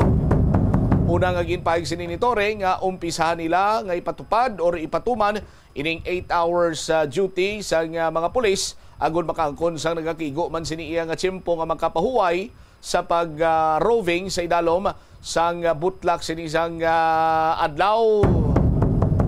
Di kon magamo sina mga kauturan may punto man ang aton sini nga bag-o nga chief of PNP. Akon nag-ano gikuya? Nag-agree gid ako nga dapat ang aton sini kapulisan naka-deploy gid kag mayara sang police visibility.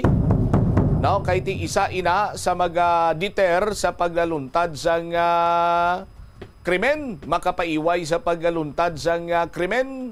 Ang police visibility hindi lamang kay sadlaw, dapat mayara man kita sang police visibility during sa tiyempo sang kagabihon kag subong man tiyempo sang kagahon. Di kon maplastar mayo ni ang duty high karon or duty scheme sang mga katapos sang Philippine National Police kung pagasundon ining ginaduso nga 8-hour duty scheme sang tagsa sini ka police. Di may posibilidad sa aton sini nga mga kabumbo nga mayara sang maayo karon sini nga sistema man sang crime prevention. Now, sa aton sini nga mga kabumbo kag isa pagid sa mga luyag man naton ipalabot sini iya nga sa atensyon sang bago nga pamunuan sang aton sini iya Philippine National Police ang pagpaarmas sa mga bagwanon sining mga kapulisan la hilabi pa sa mga private or private tigli army na iya bumbo Brenan sa mga patrolman kay ang isa man sa mga problema sang aton sini nga mga bagwanon nga pulis kung ini sila ang i-deploy kag mag akto as visible sa mga matao sa nga lugar kag kung why sila sang armas ti basi kung ma-overpower sila kung may aragid man sang may plano dira nga hindi maayo or may malain sini nga buko ining mga kriminal o kung mga malain sini nga elemento o lain gid ya kung in full gear ang aton sini nga mga kapulisan kag madamo sila sa area ti isa ina sa paiway sa pagpatigayon or pagkumiter sang krimen sining mga may malain nga buko kun mga kriminal. O kay lain gidya banwa kun may presensya sang kapulisan sa aton sini nga mga mayor kadalanon mo kun maayo ang police visibility nga ginatawag. Pagkakita na iya sang tawo nagabuot sa dayon hilabi pa kun hubog, hilabi pa kun yara sa impluwensya sang makaulubog sini nga ilimnon, makakita ni saya sang naka-uniforme sini nga pulis, ang ikis-ikis nga lakat nagatadlong mo, tiya mo man na dapat tabanwa ang isa sa mga posible tinutuyo sa bago sini nga Chief PNP sa hatag sa nagakigo nga pagtamod, no? Nga dapat ang aton sini nga mga pulis naka-deploy gid, no? Sa aton sini nga mga kabombo sa mga areas kung sa diin may madamo sini nga tawo and even sa mga area nga kung sa diin laka-laka man ang tawo kay ang mga tunton hindi man ni maghimo sa nga kalainan, hindi man ni maghimo sa nga krimen kung madamo sa nga tawo. Ang iban sini iyati ginahimo sa mga hindi matawo sining lugar. Kag kung maayo ang police visibility halin sa aga, no, sa gabi tubtub magkagahon, bintaha man ini sa mga kauturan naton nga nagatrabaho bla nga ang ila sini nga inugpuli iya kagahon just like sa mga medical professional, mga nurses, mga yara karon sa sa BPO. Sa aton sini nga mga kabumbo ngati ang ila sini nga shift iya lain kaysa regular kag ordinaryo sini nga trabaho. Kung madumduman pa diri sa bahin sang syudad sang Iloilo, there was a time sa aton sini mga kabumbo nga sa isa ka kagahon, duha ka hugnat ang insidente iya nga pagpangastigo sa mga call center agents. Although nga adto banwa may mga ginakabig naman kuno iyang person of interest, but tubtob sa simatinion sa Maricol naton daw wala man ganito iya mahatagan sa nagakigo gid sini ang hustisya tong pagsaputi sa isa ka call center agent. May isa man nga ginsaputi kag pinangwa pa ang iya sini nga mga ginpangbakal sa isa ka convenience store. O ti panalitan nga mamaterialize ining plano sa bag-o nga Chief PNP, ti kabay pa nga malikawan kag ma-prevent na naton ining mga nasambitan sini nga mga krimen. Lakip na iyang mga jutay-jutay lang na nga mga krimen kag mangin peaceful lang aton sini nga pungsod mga biyan. 17 minutos na nakaligad sa takna sini nga launa, nagapanumbalik karon sa aton sini nga pagpangalagad si Bombo Jomar Villa. Kung madumduman pa sa aton sini nga mga kabombo, pilaman ka mga ginhimo nga mga pamaagi agod nga mangin komportable or mapabilin nga komportable ang mga estudyante sa tagsa sini nila ka bulutuan. Hilabi pa kung sa tion nga tuman kainit ang tiyempo. So there was a time, di ko lang ma-recall specifically kung saan adto, but mayara sang order karon from Department of Education nga ang pagsuksok sang uniforme sang mga bumulutho ang voluntary. Kay ti ang iban ginakonsiderar nga hindi kasarang magbakal sang complete uniform. Ang iba naman sinibanwa, ti kung naka-uniforme ka, medyo mainit gid man. So sa ngalan sang convenience kag komportable ang mga bumulutho, ginapanugutan sila nga magsuksok sang plain clothes or civilian clothes.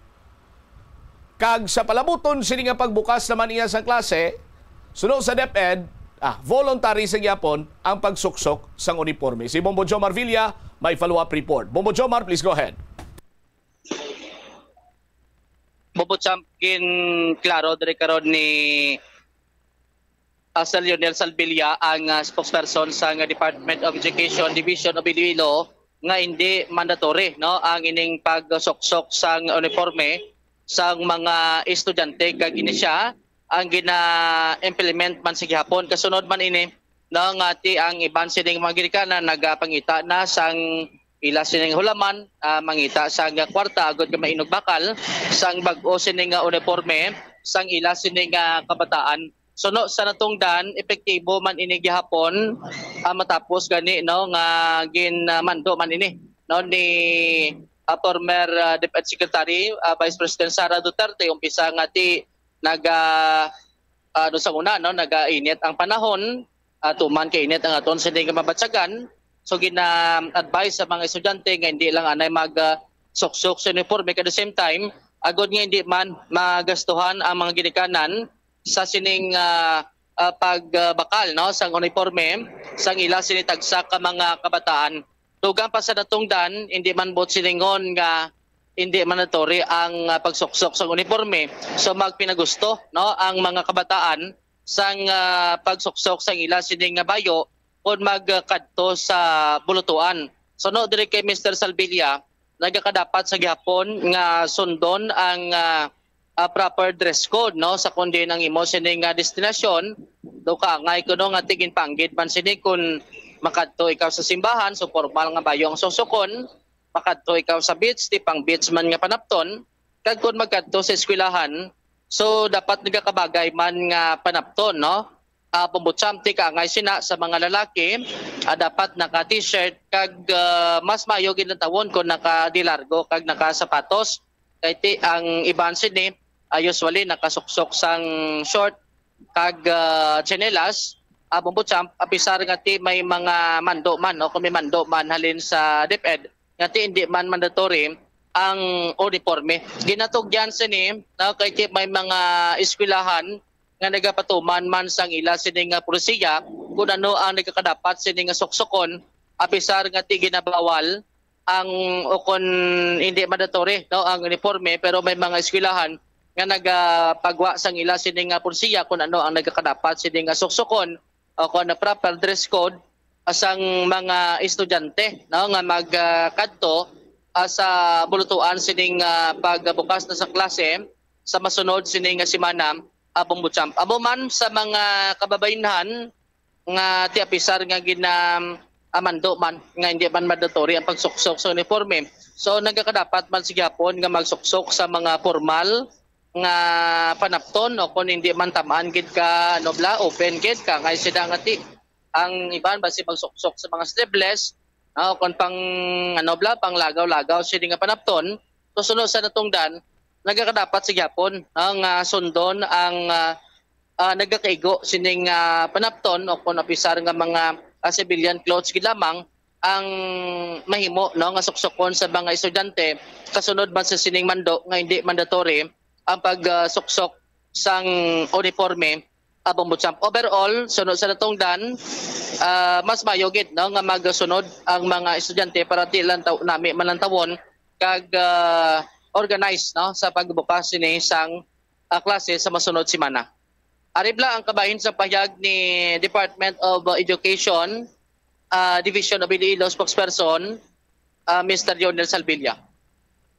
Hindi pa na sa hindi man sa mandatory kag ginabili ni naton sa mga ginikanan kag sa mga schools naton ang pagpasiguro nga all these policies are followed no.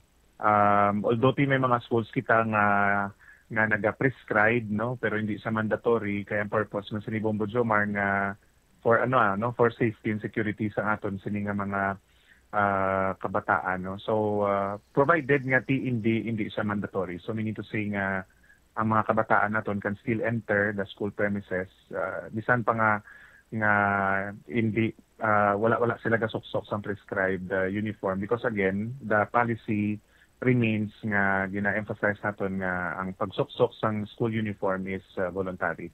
Doon gyapon ang ginatudlo sa eskwelahan nga ti amo ni nga bayo dapat hindi ko mga sleeveless da mo na sir gyapon. Amo gid nang gina-emphasize naton Bombo Jomar nga ti ang mga bayo naton may nagakabagay na iya nga mga lugar no. Yes. Pariyo man bala ko magkadto ka sa kasal may bagay nga bayo sa kasal, may bagay nga bayo sa simbahan, may bagay nga bayo sa magkadto ka sa dagat no, magpa-beach ka di for example, o magkadto ka sa party. So mo man na sa eskwelahan no. So although nga wala sang prescribed or required nga bayo when we go to school, when we visit our schools, including parents kag guests naton no, but we make sure also nga ang bayo naton when we go to school magbisita kita sa mga eskwelahan nagakabagay man sa ginakadtuan naton which is a learning institution. So mas manami nga nakaano man kita no, although hindi man gid required nga magsapatos pero nami nga long naka-pants ka no, do hindi man manami lang tawon nga naka-short ka lang magkadto sa eskwelahan. So ang bayo nga nagakabagay para sa isa ka learning institution. So mo na yang gusto man naton nga i-promote kag i-emphasize siguro Bombo Jomar bisan pa nga may mga existing policies kita as regards voluntary use no or pagsuksok sang school uniform. So balang ining polisiya galisod why pa sa gin-revise? Wala pa man. So far wala kita sang revision as to the uniform.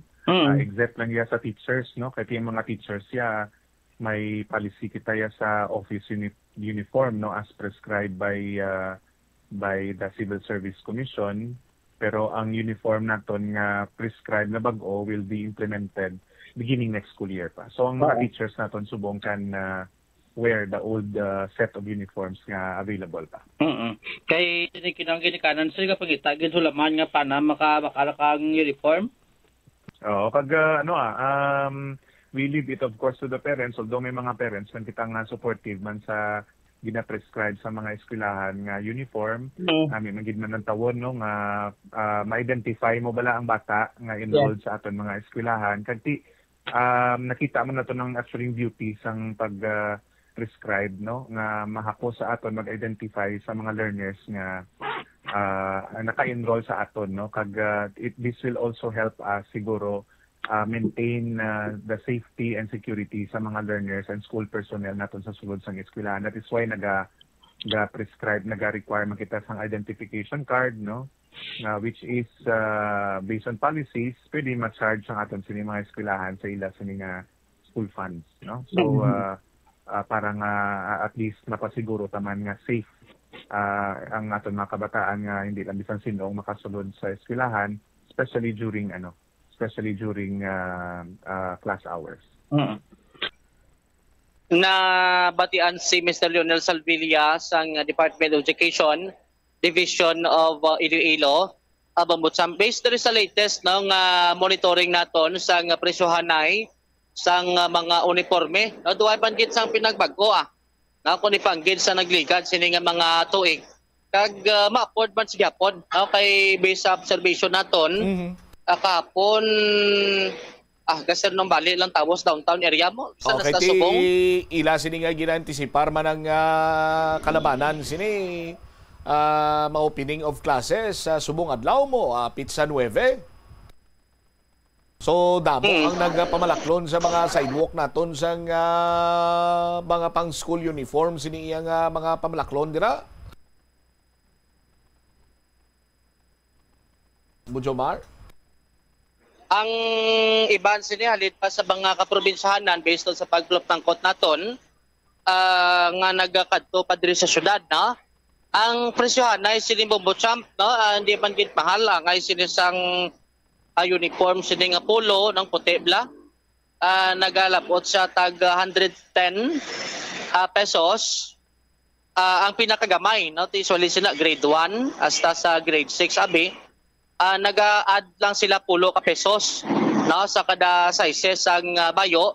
Amo man sa t-shirt nagalabot sa tag 110, ang pinakagamay kay naga-add man sila 10 pesos sa kada size na. Kag sa slacks nga ginasuksok tabla sa pangidalom sini nga manapton, nagalapot sa tag 160 pesos ang pinakanubo sini Bambutsam. Kag sa sapatos medyo mahal-mahal gid man siyang sapatos, pero tilawig-lawig naman imo sining usar sa balor sining 500 to 600 pesos ang balor sa sapatos. Kung may mga sapatos panasala sa nagligad nga tuig, pwede gid nila mosar butangan nila da sang mga pang shining sang ila sini nga mga sapatos para kung ng taon dos estudyante man sa pagbukas sang klase Bambutsam. Pero maobserbaran naton sa kada abres ang klase kangay sa nagligad sini nga school year, doga upod man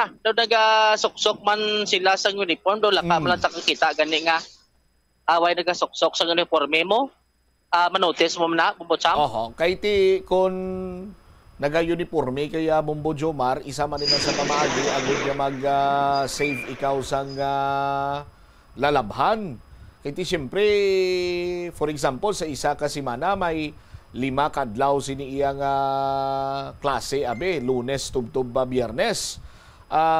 Kalabanan sini sa mga ginikanan ang ila ginahimo is that babakali sa 3 ka pares nga school uniform, pambabayi man ina o kon panglalaki. Kag ang first and second day nga nagamit sing ila sini nga bata, panigurado by Wednesday nalabhan na ina, and by Thursday available naman ina nga magamit. So amo lang ng cycle, unlike iya nga kung mag plain clothes ikaw ti lain-lain sini iya nga bayo dira abi ang imo suksukon, ti madamo man sa nga lalabhan ang imo sining ginikanan, ang imo sining iloy. Tapos ang una, Jomar, dumduman ko pa na nga ang ginabakal nga uniform sang kalabanan ang daw medyo dako-dako gawa sa ila sining mga kabataan. Kaya ang rason sina para nga next year huluman mo lang sa oksalik kuno, magputi naman liwat, pwede mo pa magamit dayon. Ate mo nang ginahimo ang hambal sina nila may allowance. Bakal takbayo to nga may allowance para sa sunod tuig pwede pa mosar mo. Ang classmate ko kanina sa una sa high school, walak bilog uniform na Bambutsam. Aba? Pag abot niya na pagkahapon, labahan niya na yung suksok niya Lunes. Ang isa to suksok ko naman Martes. Pagka Merkules, ang ginsuksok niya sa Lunes nga nagmala na. Amo naman to suksok niya. Doon di man halata nga doon di man halata nga walak bilog uniform na. Kasi na kung imo ya classmate mo ya sa high school, amo na nahimo? Ako niya may kilala ko nga nag-aobra sa pribado nga kumpanya. Apat kabilog iyang uniform. Grabe nga ginahimo niya para nga maka-save Bumbo Jomar mo. Oo. Ang apat niya na ka-uniforme, mga 6 na kabulan kay gini malabhan.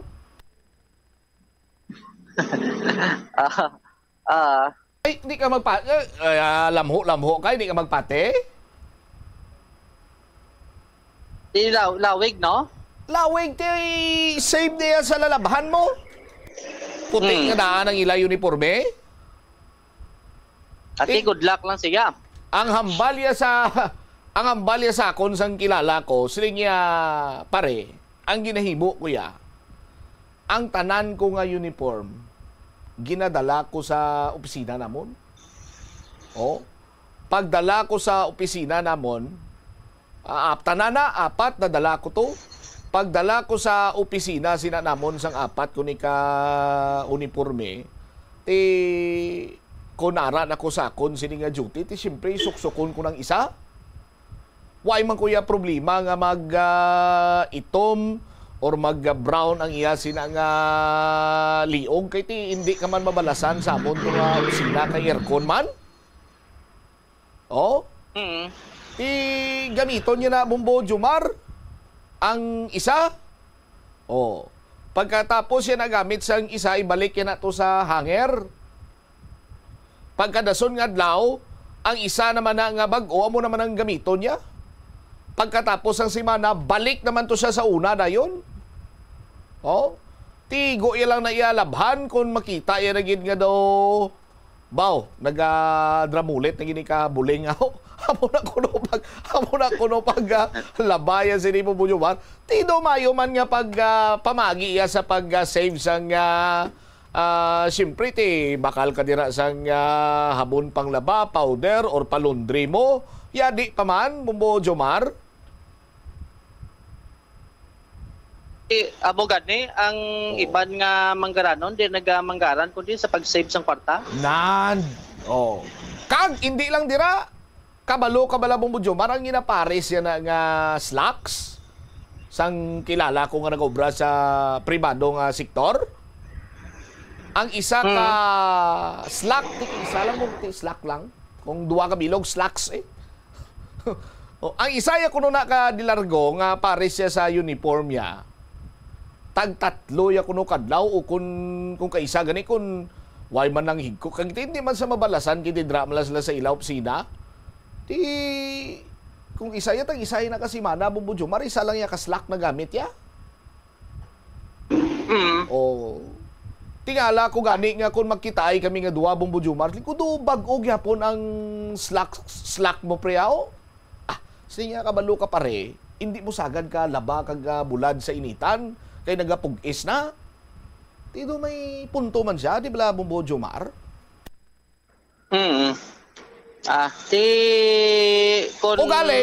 O galing, ginpasikto ko gin siya Bumbo Jomar. Ginpasikto ko gin siya. Siling ko pasiktualan ko ya. Sinya nga to bre. Lingko dapat seryoso ka istorya kag sa totoo lang istorya. Hindi ka magsiling ang medyas mo kag ang imo sining brief. Tag-isa man kasi man kag may islan. Nyo hindi man na. Kadadlaw ilis man ta Bumbo Jomar. Amo na, no? Okay na kung aircon, budlay ko magubang aircon bla.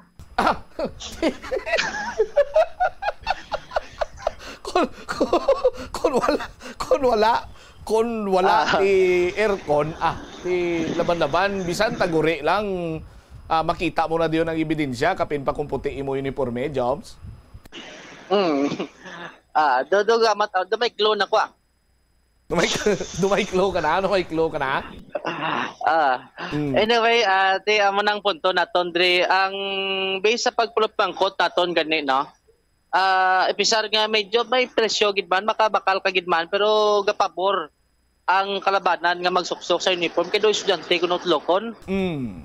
Bumutsamp ang makbataan kay Ado na ka-interview kita ligat sa Department Council ito manunodlo nga ang disbentahay ako naka civilian clothes ang mga kabataan kisado di mo mabalaan ng estudyante bumbutsamot di makapagusto ni sila maka lagaw-lagaw ng iban siguro sa din nga buho mo.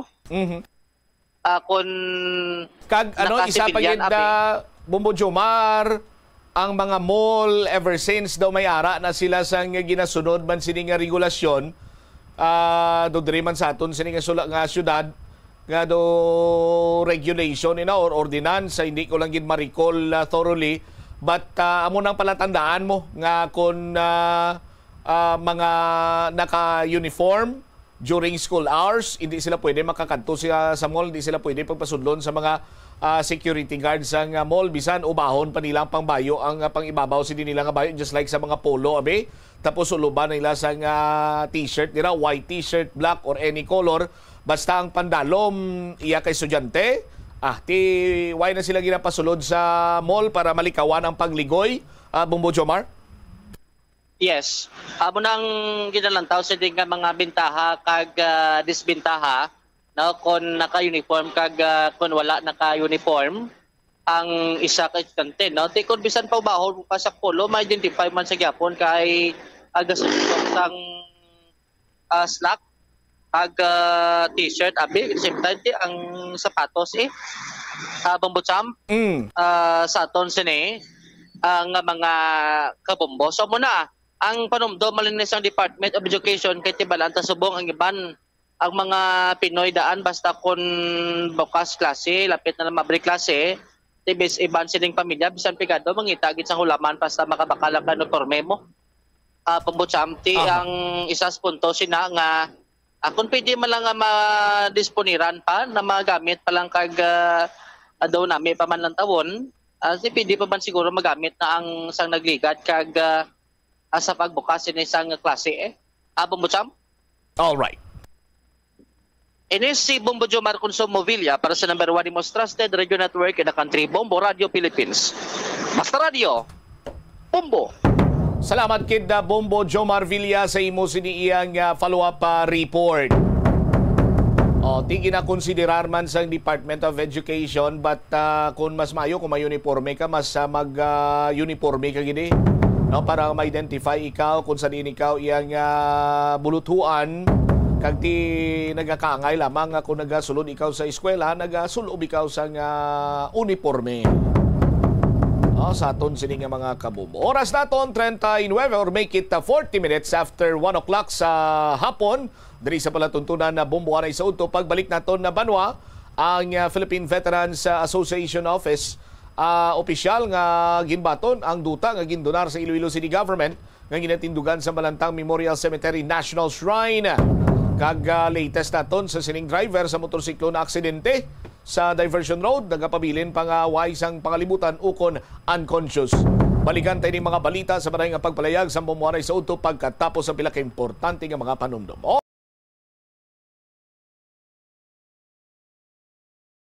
Kabulig sa paghimo sang positive, respectful environment para sa pagtuon. Nagapakita ini sang pagtahod hindi lang sa mga manunudlo kundi mangin sa imo mga classmate kag sa school community. Mag-abot sa eskwelahan on time.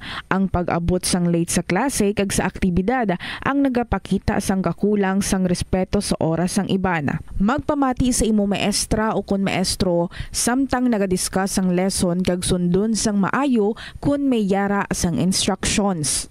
Tawgon nga ma'am o kun sir ang imo teacher o kun staff. Kun may pamangkot, ibayaw ang kamot, agud mahatagan ikaw sang kahigayunan nga makasabat. Maggamit sang please, thank you kag excuse me kung nagaistorya sa imo classmate o kun sino man ang imo ginaatubang. Likawan ang pagpanunlog, pagbuli o kun pagpanginsulto. Mangin maayo kag may respeto sa isig kapareho.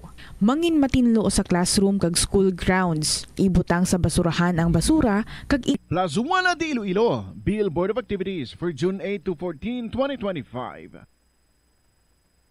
Ang inyo paborito nga oldie goldie songs ang saliwat nga magadominar sa Plaza Mayor sang Plaza 1 de Iloilo as the Retro Band is due to give you one great musical blitz sa concert at the plaza. Mangin inyo umpisa alas 6 ang gabi sa Hunyo 14, Sabado. Sa tion sa musical show, napulo ka mga matahom nga Plazuela de Iloilo, special edition mugs kag madamo pa nga iban ang igaparapol sa mga suki sa Plazuela de Iloilo. Sa Hunyo 15, Domingo, ginaagdang tanan nga mangin kabahin sa Eucharistic celebration nga pagahiwaton sa Latolda sa mga adlaw alas 11 sang aga. Sa tion sa Holy Mass, magpangamuyo kita sa Ginoo nga ipadala niya ang Holy Spirit agod nga mag-guide sa aton mga lideres so that peace and prosperity would reign in our country. Sa gabi sang amuman nga adlaw, let us celebrate Father's Day sa Plazuela de Iloilo kag samtang kamo naga-enjoy sang inyong nga panyapon, ang Rock Station Band would delight you with their great selection of songs sa concert at the plaza. Father's Day Edition, mangin inyo, umpisa alas 6 ang gabi sa Hunyo 15, Domingo. Plazuela de Iloilo, we remain to be one with you in a common hope for a better community and a progressive country in 2025. Na namian bala ikaw magtuon sa balay ipaanggid sa eskwelahan nga madamo ang tawo, isa ka panugyan para epektibo ang pagtuon sa balay, amo ang pagpangita sa designated area agud nga matiniran kung ikaw nagasulat, nagabasa o kung nag-review. Pwede man nga lamesa sa kusina o kung sa desk sa guwa sang inyo nga balay, pero hindi gid maghigda sa imo nga katre samtang nagatuon. Ini bagod nagakatemptar gid ikaw nga magpiyong-piyong tubtub nga dalay. Sa nakaligad sa takna sining alaw na balik na sa pagpangalaga sang bombo anay sa udto sa DYFM Bombo Radyo Iloilo sa Gyapon. Komuni mo Bombo Chama Blanco Hover. Stand by, i-check na to ng balita ni Bombo Paulina Piliora Pao sa report. Please go ahead. Bombo Cham dito diri sa mga natutuan naton nga balita. Una diri sa bahinwan sa Iloilo City Government kung sa diin opisyal na nga ginbaton sa Philippine Veterans Affairs Office sa PIVAO ang duta nga gindonar sa Iloilo City Government nga ginatindugan ini siya subong sang Balantang Memorial Cemetery, National Shrine sa bahinman sang Haro, Iloilo City. Kag may kadakuon ini siya total tanan nga 5,824 square meters kung sa diin na lubong dira ang aton bala nga mga veterans during man sang World War II kung ining mga World War II heroes sang Panay who are kon membro ini sang 60 o kon 6th military district dire Bombo Cham and tigayon man ini siya kag or sa atong ipakigangutan isa diri sa mga Auduano president sang kada mga district man sang Veterans Federation of Philippines nga si Major Dennis Carecle sang 5th district kag si Second Lieutenant Arnold Valencia Katamin nga nag-attend man kagina sa pagpirma sang deed dire Bombo Cham ginpayag diri nila nga madugay naman ini kun tani nila nga plano nga ti ipagpasangkaron ang area dira sang Balantang National Shrine. Madamo man sila sang plano dira kay miara sila chapel kung magsulod ka may chapel and then sa piyak ang ilang opisina man kag dira ang mga nalubong ang mga veterans so madamo sila kun tani isang plano. Pang hindi nila ini matigayon man nga maobra bungod wala pa nakapangalan diri sa ila ang titulo sang duta. So subong opisyal na ini nila nga ginbaton. So maybe ang mga offices nga ni siya nga nahamtang dira sa Balantang National Shrine nga do ground level lang ini siya. Probably badugangan ini sang sa 3rd floor Bombo Cham kag butangan dira sang mga recreational opisina sa mga veterans agud nga kung magbisita gali diri sila sa may bahin ng Balantang National Shrine. Dako ang area nila and also man nga ma-acknowledge ang ila man nga ginobrahan man sa may bahin man sang Panay. So timing man ini kay lapit naman ang Independence Day mo siya mo siya sa June 12 ini siya and ang ini nga pagpirma sa Deed of the Nation and acceptance ang ginpangunahan of course ni Iloilo City Mayor Jerry Tranias, ni Undersecretary Reynaldo B. Mapago, ang administrator sang PIVAO, si Engineer Diomedes Apalor, ang officer in charge sa Veterans Memorial and Historical Division. Kag nagsurvey man diri nga witness si Engineer Neil Ravena, ang head sa General Services Office. Pabatay ba naton Bombo Cham ang aton nangin interview kay Major Dennis Carecle ang 5th District President kag si Second Lieutenant Arnold Valencia Katamin sa Iloilo City District. Subong nag-turnover kita sang deed of donation sang halin sa city pakadto sa veterans nga may lupa kita dira sa Balantang nga amon pagid nga ipaga-improve. Sa kami nga plano nga hindi kami ka-improve because hindi kami ka-process kay kulang sang donasyon sang lahat. Pero as of now kay na-approve na sa council nga may donasyon na, anytime pwede gina mo mapa-improve ang aton nga shrine sa Balantang sa Quintin Salas. Kada ko nga building kay ang amon da subong floor ground na kita so basi dugangan mo third floor o sa fourth floor para nga mas maligwa pag ang ato mga veterano nga dira na kami maka-office. Abati ang katubang dito both side. Yes, office at saka recreation or kantuan sa mga veterano nga magpa-verify sila sa ilang report may ara kita nga building nga binakuna. Talisan oni ma-start sir. Subong na. Kaya na-send. Effective immediately. Ang binuga Balantang sir pila ang site ang 5,000 plus. 5,000 plus hindi pa nakaabot ng 600. Bumacham si Major Dennis Carecles ng 5th District kag Second Lieutenant Arnold Valencia Catamin dun sa init sila mga veterano. So ginakabugusan ata sang 4,000 ka mga veterans halin ina sa Iloilo City sa 1st to 5th District labot man dito sa may probinsya man sang Guimaras Bambucham. So dako man ang ila diri nga pagpasalamat kay finally sa ila na nakapangalan and napirmahan na diri ang deed of donation and acceptance Bambucham. Kag tikon may luyag man sila nga ipatindog dira in line man sa mga programa abi nila sa pagdumdum sa mga veterano makahimo na sila sa mga nagakigo sini iya nga lihok dira Bombo Polin no kay ti last time to amo paning isa sa mga considerations Manila nga hindi sila basta-basta makaulag kay wifi yan nakapangalan sa PIVAW gin mismo or sa mga veterano gin mismo mo. So this time bangod sa sining isa karon iya ka development sarang na sila nga maka patigayon man sa mga hilikoton sa pagpaayo pagid sang Balantang Memorial Cemetery National Shrine Bombo Polin.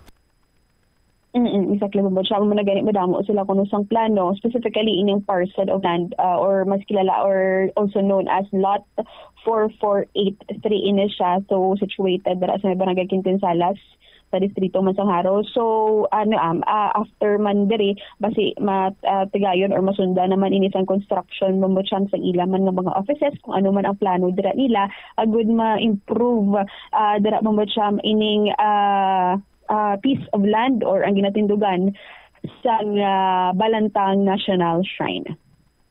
All right. Sa piyak nga bahin, update lang man diri sa nagluntad nga vehicular accident kagina sang aga dara man sa dalan sang diversion. Kagina wala ato siya gilayon ma-identify siya lang man ni ang sakay sang motorsiklo do Suzuki.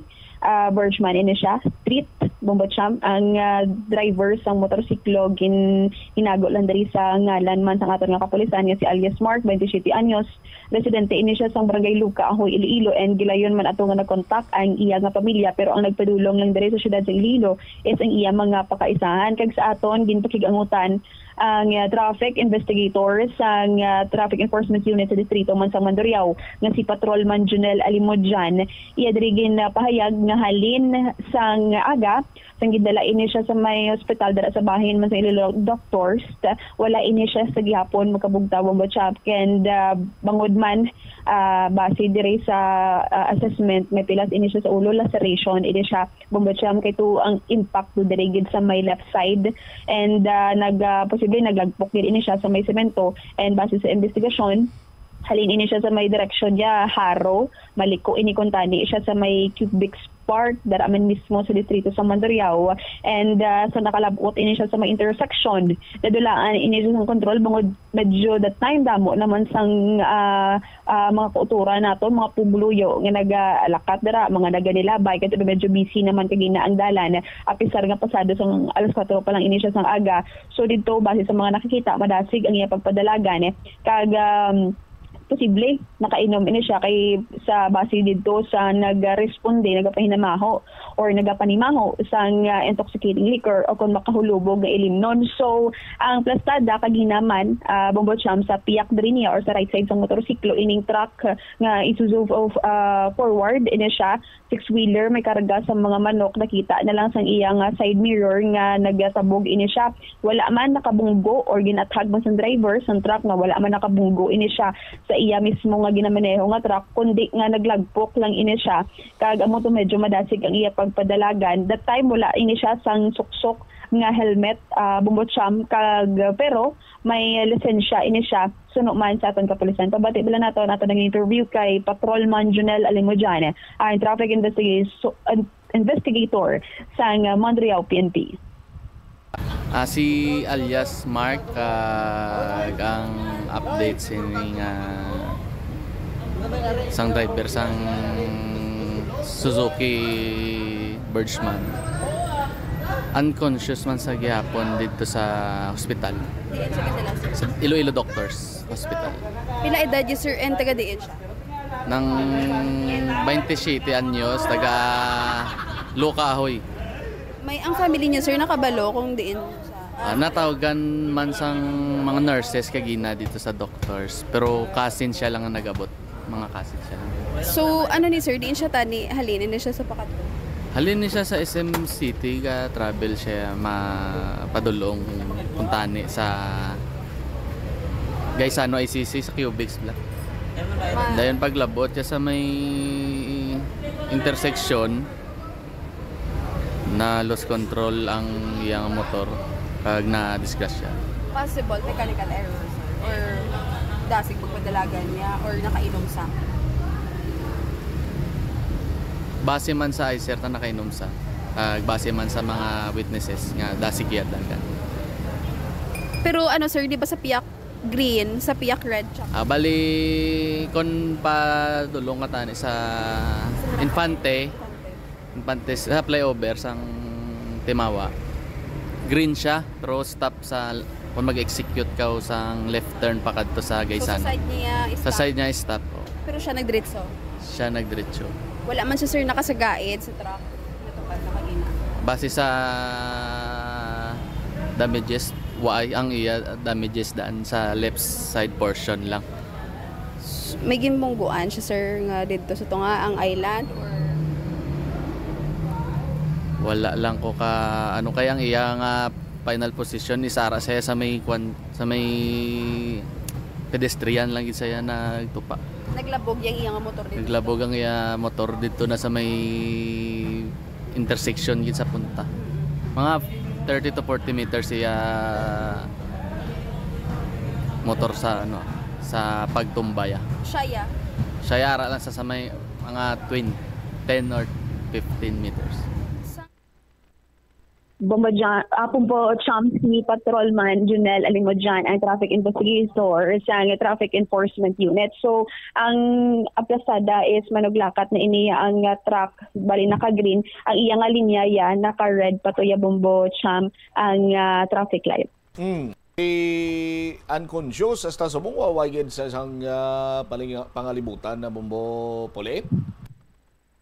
And later man check naton diri sa bahin man sa traffic enforcement unit kung nakabugtaw na ini siya, pero latest information nga nakuha naton halin sa kapulisan nga wala pa ini siya makabugtaw halin man kagina sa aga sang pagdilas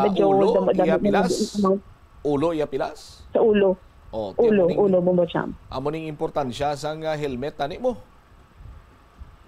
Nga dapat kung nagamaneho ka sang motorsiklo nagasuksok kagid sang mayara sang PS mark o kung product standard na mark nga helmet sa karon sining matinionti mayara naman sang affordable sining mga helmet nga mayara sang PS mark o kung nakapasar sa standard sang Department of Trade and Industry kag dako gining bulig sa mga ginatawag sining motorcycle crash bala.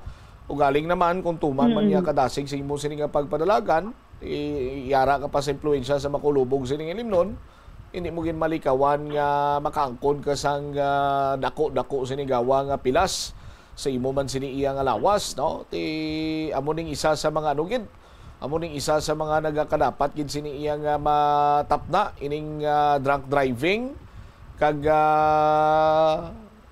dapat ma-instill gid ang disiplina sa mga driver, labi na sa mga motorsiklo kay there was a time gani nga tuman kalinong sang kagabiyon, gulpiada lang may malabay nga grabe katunog sang iya sini nga exhaust pipe na bla.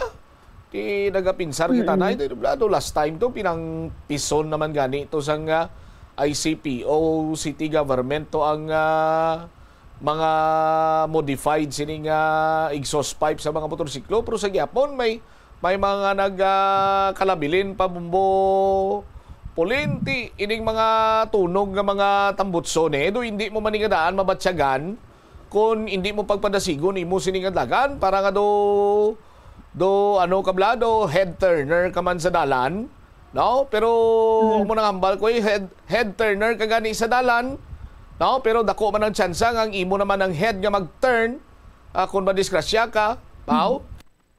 Amo gid ligad bulan lang tumumbot sa aming patapakan sang pison ang mga modified muffler man to nga nakumpiskara sang ICPO, sang TTMO, pero pag notice naton kung maglibot kita bala kung aga mabatian naton sa gihapon nga may nagasibad lang or may nagaburot lang ang mga tambutso Manila mambotsam. So isa ini sa mga reminders kay amo gid usually kung kaagahon dira gid man nagatabo bala mga vehicular accident kag involved ini mga madasig pagpadalagan wala sang helmet pila ang sakay sang motorsiklo, pero ito yung lagina sabahin dili sang rider wala siya sang helmet, may lisensya gid man siya tuod, wala man siya sang sakay, good thing kiti wala lang bala may nadalahig nga iban bombotsam, pero ti siya gid riya ang napuruhan sa nagluntad man nga vehicular accident.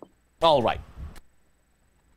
Ini si Bombo Pauline Dimitilio Piliora para sa the number 1 and most trusted radio network in the country, Bombo Radio Philippines, Basta Radio, Bombo. Salamat gid Bombo Pauline Piliora. Ti gina-encourage man naton sini nga mga kabumbo nga magbulig man sa city government, sa Traffic and Transportation Management Office, subong man sa Land Transportation Office, nga kung makashare ka mo sang details bara or any information sa may mga magahod sining exhaust pipe or muffler, no? Sa mga nagapadalagan sang madasig sa disura sang kagahon, no? Reckless ng iya sining padalagan, pwede gid kamo dira makuha nyo sang video, makuha nyo ang iya sining plate number kag pwede nyo gid ina ma-report sa Land Transportation Office para nga mahatagan siya sang nagakigo sining iyang pagtamod, just like sa pila sining ka mga hitabo bala nga naglaptaman gani sa sa social media adtong isa ka rider nga nagasulu Superman tigin dagdagan to siya sang show cause order sang Land Transportation Office 6 sa aton sini nga mga kabumbo. Same as with pwede taman ni siguro mahimo sa mga madasig magpadalagan, mga wala nagasuksok sang helmet dira or may magahod sini iyang muffler, so on and so forth, no? Para nga in a way makabulig man kita tapna sini sa ila ining mga nagapinagusto lamang sa ila sini iya nga pagmaneho sang ila sini nga mga motorsiklo nga nagaimbitar sang disgrasya sa daladon. By the way, congratulations gali sa 1,130 ka mga graduating students, no? Sang West Visayas State University, no? Ang aton sini nga alma mater. 74.58% ang total numbers ng students from class 2025 sa aton sini nga mga kabumbo. 57 summa cum laude, sa 637 magna cum laude kag 396 cum laude, no?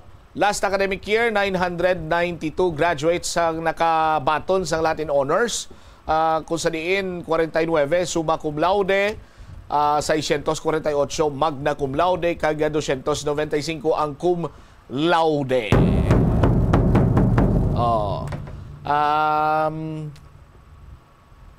Pag-graduate abi naton iya engineer, cum lang gid yang akon. Cum lang. Nakuman ko. Anyway, congratulations sa mga graduates ng West Visayas State University. Sumong man sa iban sini nga mga graduates dira, congratulations sa inyo. Oras naton, lapaw na kita sa Latin, standby na kamo sa kahapon lamang program. Kaupo naman sa kay Tita Regine. Ini si Bombot Shama Blanco, hover ang pilin sa imo sa mananay nga hapon. May God bless us all. Para sa the number 1 and most trusted radio network in the country, ang Bombo Radio Philippines, Basta Radio Bombo. Kung ikaw isa ka chess lover, yaring pila ka brain benefit sa paghampang sini. Kag kung wala ka nagahampang sini, umpisahin na. Sunod sa pagtuon ng paghampang sang chess, makabulig likaw sa Alzheimer's disease. Bangod ang utok nagatrabaho kaangay sang muscle, nagakinahanglan ini sang exercise agud mangin healthy kag malikawan ang injury. Magluwas diri ang paghampang sang chess ang nagapa-improve man sang concentration, memory, creativity, kag problem-solving skills kag matud-an man nga nagapaalam.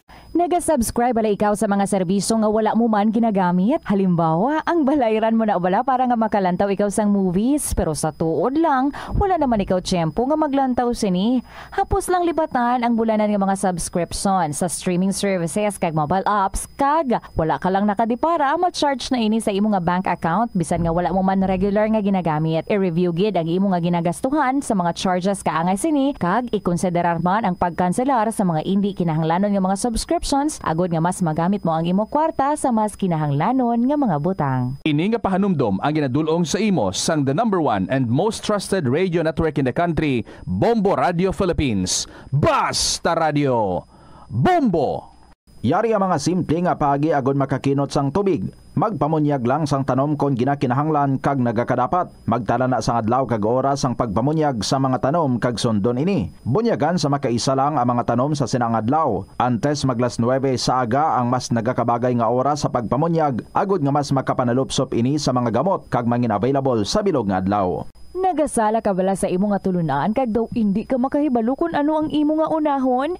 Kung magtuon ikaw, siguraduhang anay nga nakakaon ikaw sang maayo agud nga maka-function ang imo nga utok. Kung gusto mo ang snacks, siguraduhan man nga napreparar na ini antes pa man ang imo study time. Bangod basi, mawili ikaw sa pagkuti sang imo nga pagkaon kag ma-distract ikaw sa imo nga tulunan. Siguraduhan man nga tapos na ang imo nga olobrahon sa sulod sang balay para nga makalikaw sa interruption kag para sigurado naman nga maka-relax ikaw kung matapos mo na ang pag-review. Ini nga pahanumdom ang ginadulong sa imo sang the number 1 and most trusted radio network in the country, Bombo Radio Philippines. Basta Radio Bombo. Yari ang mga household level fire safety measures nga dapat tandaan agud makalikaw sa sunog sa balay. Hindi magbutang o kung magtipon sang flammable substance o kung chemical nga makatugas ang sunog sa kusina o kung sa sulod sang balay. Ipalayo man sa mga kabataan ang pospro kag lighters. Patya ang kalayo kag baga matapos ang pagluto sa kusina. Siguraduhon nga wala nagasungaw kag pirmi limpyuhan ang mga kerosene kag gas stoves. Tandaan, ang paglikaw sa sunog sa sulod sa balay, responsibilidad sang bilog nga pamilya.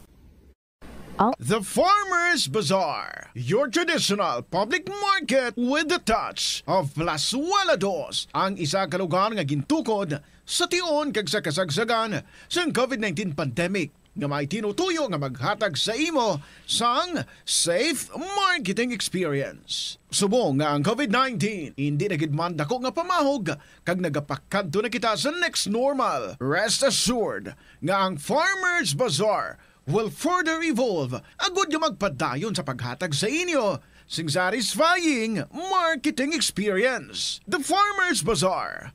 Sa lower level, tara na pahamtang ang fish, poultry, kag meat section. Para naman sa inyo mga kinahanglanon nga prutas, utang kag iban pa, magbisita sa upper level, pinaagi sa paggamit sa hagdanan o kon sa pagkadto direkta sa parking lot. The Farmers Bazaar, your traditional public market with the touch of Plazuela Dos. Porsyento sang tubig o kun kadagatan, kag ang kadagatan nagabulig sa pagtugas ng tubig nga aton mainom kag hangin nga aton ginahaklo. Gani, aton halungan kag imentenar ang malimpyo nga ginaagyan sang tubig kag mga kadagatan. sa masunod nga mga pamaagi. Magpartisipar sa mga organisasyon o clean-up events. Likawan ang paghaboy sa mga basura kung sa diin lang. Buhinan ang paggamit sa mga single-use plastic. Hindi pag-i-flush o kung ihulog sa mga lababo ang mga basura sa panimalay. Kaangay sang plastic straw, auto fluids, kag mga grasa. Kadagatan proteksyonan kag limpyuhan. Ini nga pahanumdom ang ginadulong sa imo sang the #1 and most trusted radio network in the country, Bombo Radio Philippines. Basta Radio Bombo! Hindi lamang sa jeans o kung tugas ng katigulangon ang rason sa hair loss o kung pagkaunot sang buhok. Natukiban sang health expert sa South Korea nga ang hair loss ang tuga sang environmental factors. Sa bugos nga kalibutan, nagalabot sa 4.2 million ang nagakapatay bangod sa outdoor air pollution suno sa World Health Organization. Mas sobra 90% sang populasyon sa kalibutan ang nagaistar sa populated areas sa diin ang heart attacks, aggravated asthma, irregular heartbeat kag poorer lung function ang pila lamang sa epekto sang air pollution. Ang kasubo kag depresyon ang hindi pareho nga balatyagon. Ang depresyon ang hindi gulpiyada lang nga nagakatabo sa isa ka tawo. Masami man nga ginakabig sa mga tawo nga depressed ini bangod sa kasubo nga nagakabatyagan.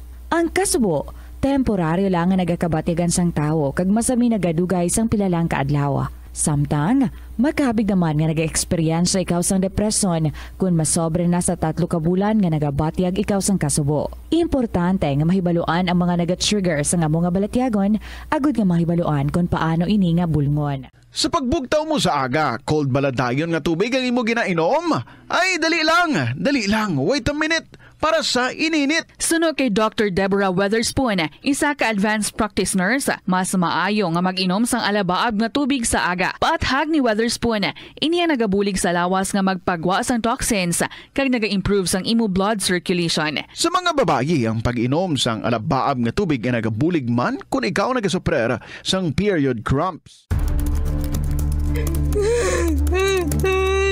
Hindi ako Kada 39 segundo, may isa ka tawo nga nagakabiktima bangod sa paggamit sang computer.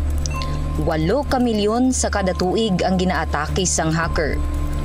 Likawan ang mangin isa sa biktima, mangin mahinalungon sa mga ginapanghatag nga impormasyon, protektahan ang kaugalingon, paggamit sang internet pasangkaron. Ini nga pahanumdom ang ginadulong sa imo sang the #1 and most trusted radio network in the country, Bombo Radio Philippines. Basta Radio Bombo! Ano bala ang dapat tandaan sa tion nga magbiyahe agod mangin hassle-free ang bakasyon? Yari ang pila ka mga tips. Una, i-check ang health kag travel alert sa napili nga mga lugar. Ikaduwa, magpili isang safe nga accommodation. Mag-research ka magbasa sa mga reviews sa napili nga lugar antes mag-book. Ikatatlo, siguraduhon nga may nagagana nga mobile phone. Ang tanan nga mga upod agod mangin mahapos ang komunikasyon sa tion nga madula o kung kinahanglan nga magbulagay sa dalan. Be prepared in case of emergencies. Siguraduhon nga may backup nga emergency plan nga may medical reimbursement sa tion nga may maospital bangod sa aksidente. Ini nga pahanumdom ang ginadulong sa imo sang the #1 and most trusted radio network in the country, Bombo Radio Philippines. Basta Radio Bombo! Panugyan na rin sa eksperto kung kwarta ang paghambalan. Apesar limitado ang imo abilidad nga mag-invest, ang gamay nga contribution sa investment accounts ang makabulig sa imo nga maggamit ang earned money nga maka-generate sang duga nga income. Ikonsiderar ang pagbukas ng retirement account o kung iban nga investment account. Ini nga pahanumdom ang ginadulong sa imo sang the #1 and most trusted radio network in the country, Bombo Radio Philippines. Basta Radio Bombo! Yari ang mga simpleng nga paagi agod makakinot sang tubig. Tinguba ang mga lalabahan kag tinguba man ang pagpanglaba. Ang pagpanglaba sang isa ka bes sa isa ka semana ang nagakinot sang naglabot sa 50 litro sang tubig. Kung nagagamit sang washing machine, iset ini sa mas manubo nga wash cycle. Makakinot ka na sa tubig, makakinot ka pa sa enerhiya. Nga ginadubilian ang iligal nga druga. Makamamatay. Ang nagagamit sang shabu posible mapatay tungod sa cardiac arrest o kung hindi gani tungod sa drug overdose.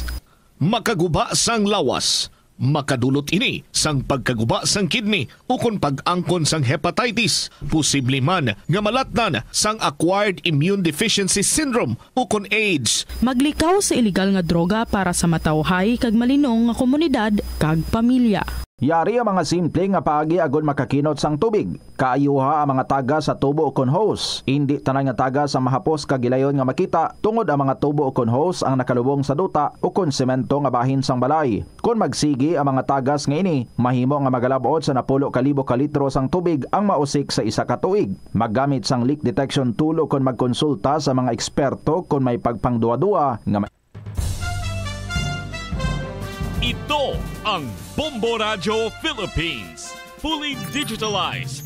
Numero 1 sa balita, komentaryo, drama at serbisyo publiko. Bombo Radio Philippines. Bombo Radio Philippines. Ang inyong #1 at most trusted radio network in the country. Basta Radio Bombo! Good afternoon, mayong hapon gid sa inyo mga kabombo. It is now 12 minutes after 2 o'clock. It's the 9th of June, 2025. Lunes, kitang edisyon. Sunsin nga pala tuntunan kahapon lamang program. Of course, kaupo din niyo si Tita Regine. Nagapangumusta gid sa inyo. Kumusta ang ganap over the weekend? May mga breakthroughs or breakdowns or breakups gid. Sige lang, malabay, malang na, no? Anyway, sige, susunin nga hapon continue kita sa pag-enjoy sa mga kasaysayan. May ara kitang wala natapos sa tapuso nato today. Ang salat ni Inbi sa iyang episode, A Lot to Remember, and many more diri sa kahapon lamang program. And for your stories, pwede nga ma-email sa bombo_iloilo@bomboradio.info, or you write your stories and then you send that sa kahapon lamang program, DYFM, Bombo Radio Iloilo, Sky City Tower, Mapa Street, Iloilo City. Diretso na kita sa pagbabati sa inyo sa aton nga ambahanon so that we can start things diri sa KLP. From Cookie Zamora, ikaw na kaya? Good afternoon and welcome sa kahapon lamang program.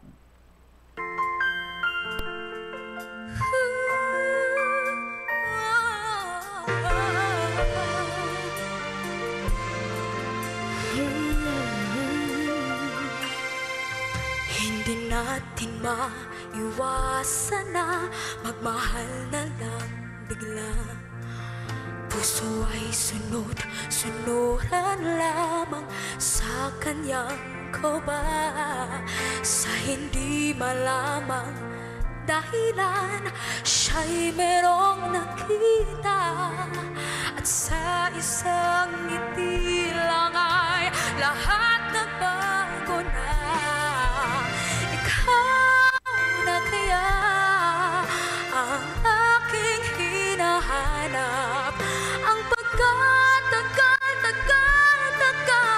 ko nang pinapangarap, walang hindi magagawa kung tunay at tapat, pagmamahal na alay ng puso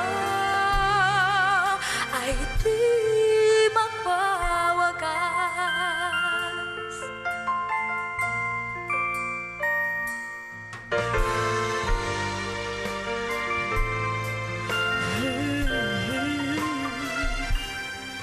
Minsan ang isang simpleng ngiti ay mayroong saya, isang tapat na hangarin at pangakong dakila. Hindi man ito pinapansin, minsa'y babalikan ka at nang biglang tumigil ang lahat, ikaw ay papasya. Ikaw na kaya ang aking hinahanap, ang pagkatagal ko nang pinapangarap, walang hindi magagawa kung tunay ang tapat, pagmamahal na alay ng puso ay di magwawagas. Ikaw na kaya ang aking hinahanap, ang pagkatagal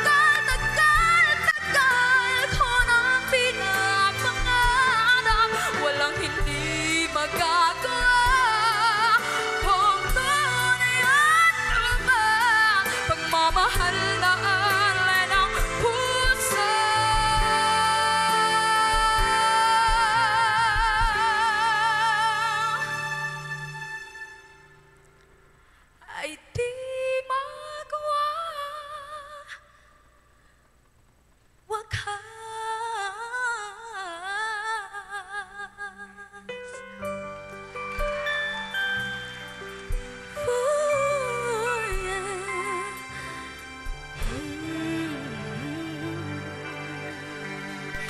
Ikaw na kaya, Cookie Zamora, and I always say this, ikaw na kaya ang susunod na winner. So all you have to do is join KLP, share a story, parang who knows, ikaw gid man ang mapilian ng mga next winner naton diri sa kahapon lamang program. And by the way, nagahulat ang 1,000 pesos nga cash sa aton nga winner and ang aton pag-interview sa iya diri sa Bombo.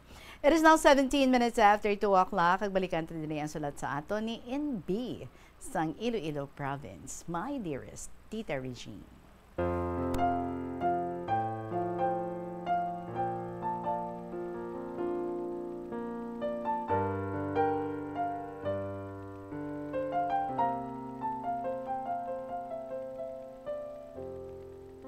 Well, of course, no balik-balikan talang gamay. Inisulat sa aton diri ni NB sa episode A Lot to Remember. Actually, it's about her random thoughts about a lot of things, like sa mga inagyan niya, regarding sa mga paryente niya, her mother, her father, ang sa attitude naton, ang aton behavior, and how we view things, like pagiging mapisan or katamad sang isa ka tao. So, sugpunan naton diri ang iyang istorya. Wala natapos naton last Friday. Tita Regine, hindi kita magutuman kung kita mapisan lang. Patigid gani ang isa ka Peace Corps na destino diya sang una. She said, Philippines has a rich natural resources for Filipinos to survive. The soil is fertile. All plants grow abundantly. It's in your place where I enjoy eating the best variety of rice, corn, banana, different kinds of sweet fruits. The seas, rivers, and the lakes are abundant of edible kinds of fresh fish, crabs, shrimps, shells, and other seafoods, so with the fresh meat of native chickens, pigs, and cows. How I like living in your place. I love the Philippines. Duro Pinoy nag-abroad, nag-domestic helpers, factory and construction workers, our engineers, doctors, nurses, medical technologists, tungod sa kawadon. Para makaangat-angat sa pangabuhi, makapaeskwela sa kolehiyo sang ila kabataan, makapatindog concrete house, makabakal sang rice field, fish pond, makasupot sang kapital sa negosyo, and others. Paidaan kung ang sweldo diri sa Pinas, makabuhi man sang ila pamilya, hindi ron sanda mag-antos trabaho sa abroad, nga marayo sa pamilya. Isadya ka laps ang aton labor code. Instead of serving our country, they go abroad. Tungod sa ano? Tama kanubo ang sweldo. They could hardly meet their needs, 3 meals a day. Amo dia ang kausa nga ginakulang ang aton nga rural health services. Ang aton mga pasyente sa barangay, instead mabuhi pa, mapatay do lang kay waay midwives, nurses, doctors nga makabulig. Ang aton construction engineers and workers ginakulang kay tuya sanda nagapaamulya sa ibang nasyon kay dako ang sweldo. It's an ironic situation. Instead of serving our countrymen, we serve other nationalities. Yes, we celebrate Labor Day to cherish that labor is honor. But how can we honor labor when the laborers aren't honorable? Sa solduhanay palangadaan, nagahuyo-huyo aton laborers sa kakulangon sang panginahanglanon. Diin sinanay kag si tatay pakadto kung hindi mag-sideline sa ibang trabaho. Talupang doon mandaan daya sang aton gobyerno nga mabuhi man kita for decent life, healthy, happy, and strong. Jaron sa elections, we exercise our rights of suffrage by casting our votes wisely and intelligently. Ano nga wisely and intelligently? Nga ang mga botante ginahungit sang kwarta Maskin ang kalidad sa nagapanghungit, hindi sinsiro sa pagserbisyo sa tao, kay personal interest man ang ginauna. Burora ba sa mga maestra pagtudlo sa kabataan, pero waay man ginapatihan. Pag-abot sa edad nga makaboto na sila, ila na tong eleksyon na limtan, kay mainit ang kwarta. Kay ang kumod-kumod sa mga botante, ang kwarta ginapanghatag sang kandidato, aton man hindi man ran anda. Kag insay din naton pagkuhaon nga ibakal sa pagkaon nga kita ginagutom. Do may lusot sanda ni iyay kag iyoy kag may rason to survive from a day's starvation and no more. Waay gid lang nanda ginapalawig ang ila panghuna-huna kung paano ang buwas damlag nanda sa pagbaton sang kwarta kabaylo sang boto nila. Nadala sa ingat sang kwarta. Tita Regine do kalawig ron sang aton istorya, basiging kapoy ka na sa pagbasa. Salamat gid. Diya lang anay kita magpahuway-huway. Anyway, mabuhay gihapon ng KLP. May you be blessed always, Tita, and your family. Sa gihapon, in B, sang Iloilo Province.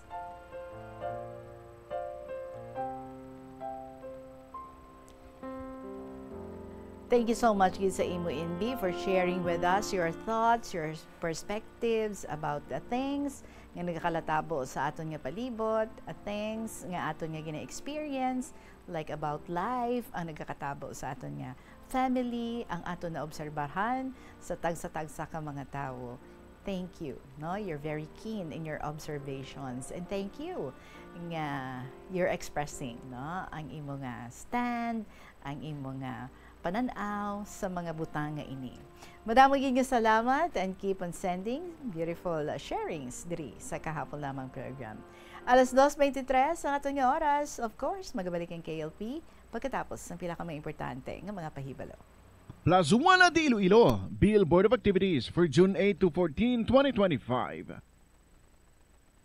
Ang inyo paborito nga oldie-goldie songs ang saliwat nga magadominar sa Plaza Mayor sang Plazuela de Iloilo as the Retro Band is due to give you one great musical blitz sa concert at the Plaza. Mangin inyo umpisa alas 6 ang gabi sa Hunyo 14, Sabado.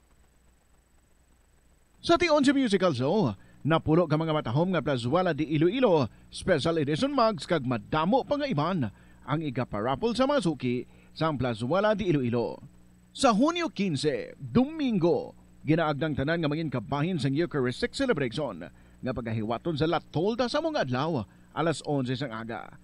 Sa tion sang Holy Mass, magpangamuyo kita sa Ginoo nga ipadala niya ang Holy Spirit agod nga mag-guide sa aton mga lideres so that peace and prosperity would reign in our country. Sa gabi sang amuman nga adlaw, let us celebrate Father's Day sa Plazuela de Iloilo kag samtang kamo naga-enjoy sa inyong nga panyapon, ang Rock Station Band would delight you with their great selection of songs sa concert at the Plaza. Father's Day edition. Mangin inyo, umpisa alas 6 ang gabi sa Hunyo 15, Domingo. Plazuela de Iloilo, we remain to be one with you in a common hope for a better community and a progressive country in 2025.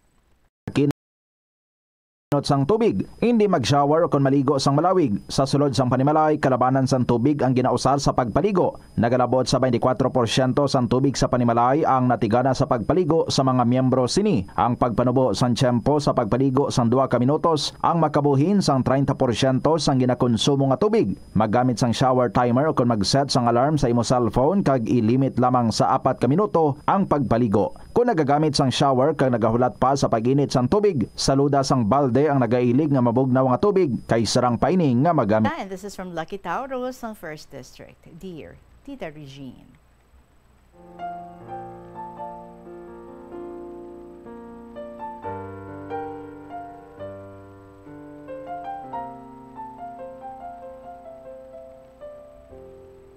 Maayong adlaw sa inyo tanan, dira sa Bombo, Tita. Ako gali ni si Lucky Tauros ng 1st District. May-ari naman ako nga iga-share sa inyo nga parte sa akong tatay. Sang panahon nga nakita namon siya sa Manila, 25 years na kami nga wala ginpulian. Sa Manila pa kami gastay, nga upod kami sang banako kag ang manghud ko nga agot gid namon. Isa ka adlaw, samtang nga naga-cellphone ang libayon ko, hambal niya, magwa na lang siya sa sagwa, kay ubos na ang load ko, so karon lang ko mapaload, hambal sa manghud ko tita. Sa Manila, uso dito ang PisoNet lang, maka-computer ka na.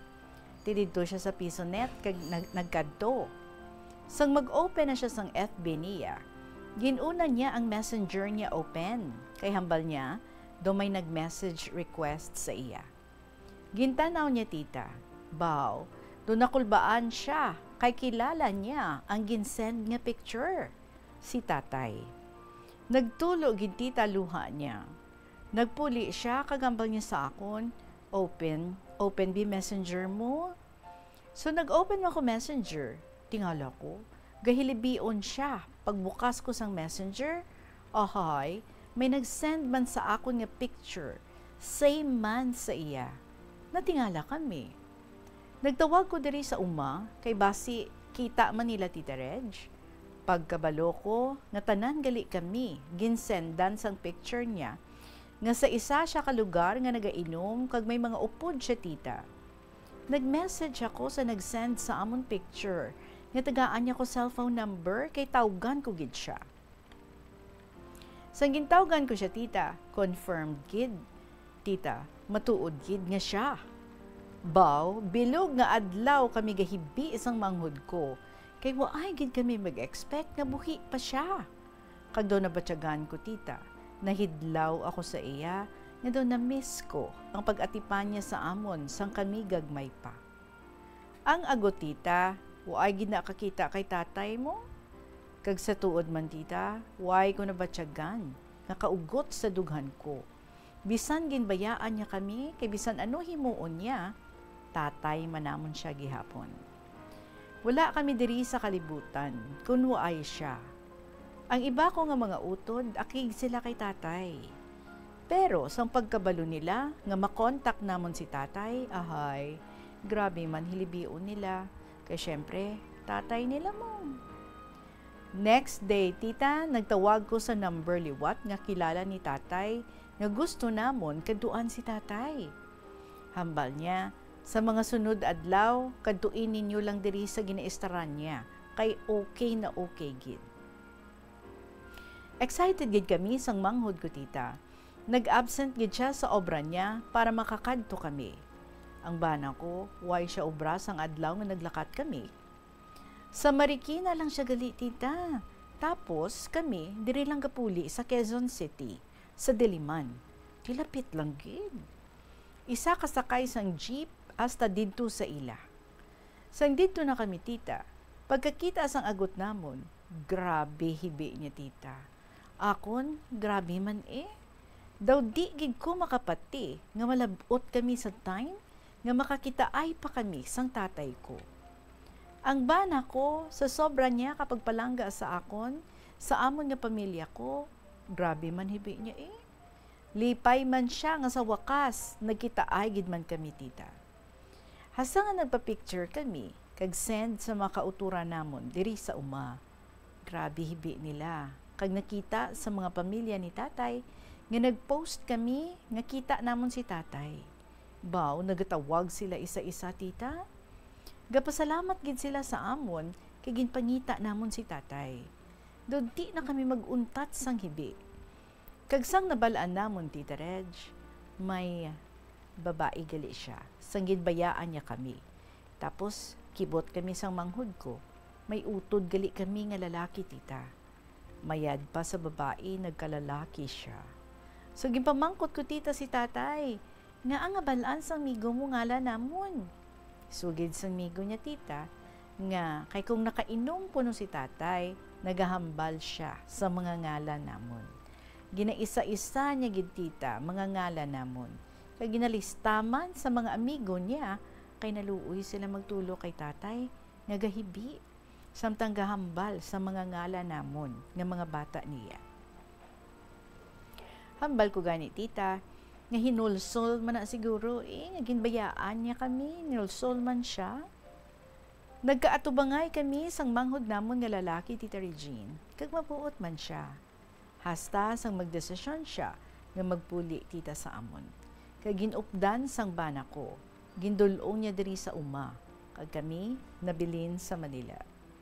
Grabe pagpasalamat ka pamilya namon, kay kita na nila si tatay, pero si nanay, kado gid kalag niya, syempre, doon nga kabudlay na agihan niya.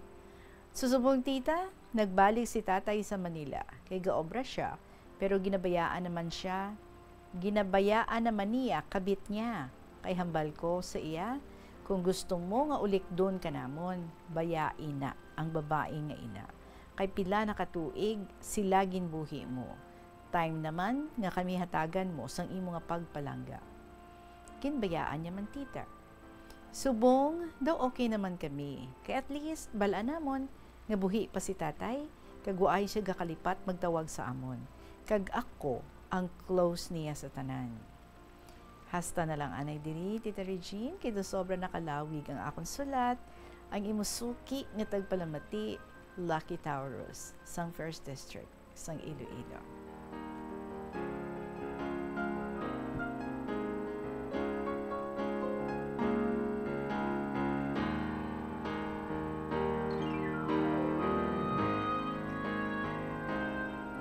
That's a reason to celebrate, kid man, no? Imagine, hindi nyo nangin kaupod ang inyong father for 25 years.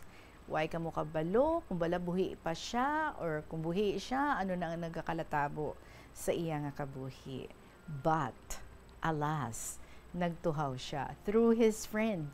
Nakita ninyo, no? Nga nag-send sang picture, kag na-identify nyo nga siya gidman. So, lukso ng dugo, no? And at the same time, ang kahidlaw sang mga anak sa ilang nga amay, regardless nga ang rason, hindi manami sang iya nga pagbiya. And for 25 years, why gid siya nagpabatsyag, why gid nagpabalo, and ginbilin ka mo, no? Ang pag-raise sa inyo, ang pagpadako sa inyo, ang pagpa-eskwela sa inyo, o tanan ini natungtong sa abaga sang inyo nga mother. So understandable if ang inyo nga mother is siguro hindi pagid man amo na ka ready nga basta-basta na lang magbaton sa inyo nga father after all sang iya nga mga naagyan. Pero kamo you have that very forgiving heart. Kag I guess amo na ang one thing nga nagahatag inspirasyon sa inyo nga father to do things right this time. So sang i-request mo siya nga bayaan ang babae kag maghatag na sang atensyon sa sa inyo kay for a long time didto lang siya kag wala gid niya kamo ginbalikid. So siguro ang inyo nga father gusto man nga mag-make up for the lost time and gusto niya man nga ipabatsyag sa inyo nga gusto niya nga mangin amay naman liwat sa inyo even though may mga malawig nga tinion nga wala gid kamo nagkalitanay, wala sang natabo nga father and the children relationship, but nakita nato no kung ano ang inyong ginayo sa iya, ginahimo niya man. So siguro para sa iya it's high time nga mag-reform na siya, kag magbag-o kag ipakita no nga yes makaya niya nga bayaan atong babae and ipakita sa inyo that sincere na siya nga magpanumbalik sa inyo. So let's hope nga ang imo nga mother would also be siguro no in the most perfect time nga healed naman siya kag he would find it or she would find it in her heart nga i-forgive na ang inyo nga father after 25 years sang kabudlay nga iya nga ginbilin no sa inyo nga mother. So let us pray for that. But sa inyo I am very happy nga kamuya okay na kag you are mending the relationship that was broken, both of you kamo kag ang inyo nga father kag willing kamo no to start all over again. So you pray for your mother nga siya man would be given that heart nga makapasensya kag makapatawad so that siya man no would be released from that resentment nga iyang ginbatsyag sa inyo nga father. Salamat kids sa imo sa pag-share mo diri sa sining episode sa inyo nga kabuhi. Lucky Taurus ang 1st District. 36 minutes after 2 o'clock. Magabalik kita pagkatapos ng pila ka mga importante ng mga pahibalo. The Farmers Bazaar, your traditional public market with the touch of Plazuela Dos, ang isa ka lugar nga gintukod sa tion kag sa kasagsagan sa COVID-19 pandemic nga may tinutuyo nga maghatag sa imo sang safe marketing experience. Subong nga ang COVID-19 hindi nagidman dako nga pamahog kag nagapakadto na kita sa next normal. Rest assured nga ang Farmers Bazaar will further evolve agud yung magpadayon sa paghatag sa inyo sing satisfying marketing experience. The Farmers Bazaar. Sa lower level, tara na pahamtang ang fish, poultry kag meat section para naman sa inyo mga kinahanglanon nga prutas, utan kag iban pa, magbisita sa upper level, pinaagi sa paggamit sa hagdanan o kon sa pagkadto direkta sa parking lot. The Farmers Bazaar, your traditional public market with the touch of Plazuela Dos.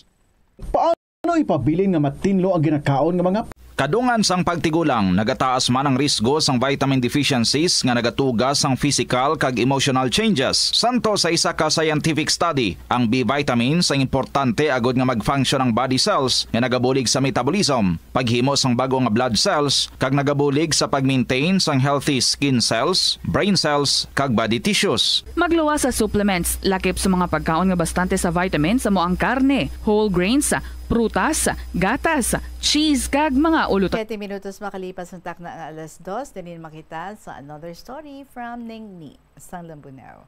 Dearest Tita Regine.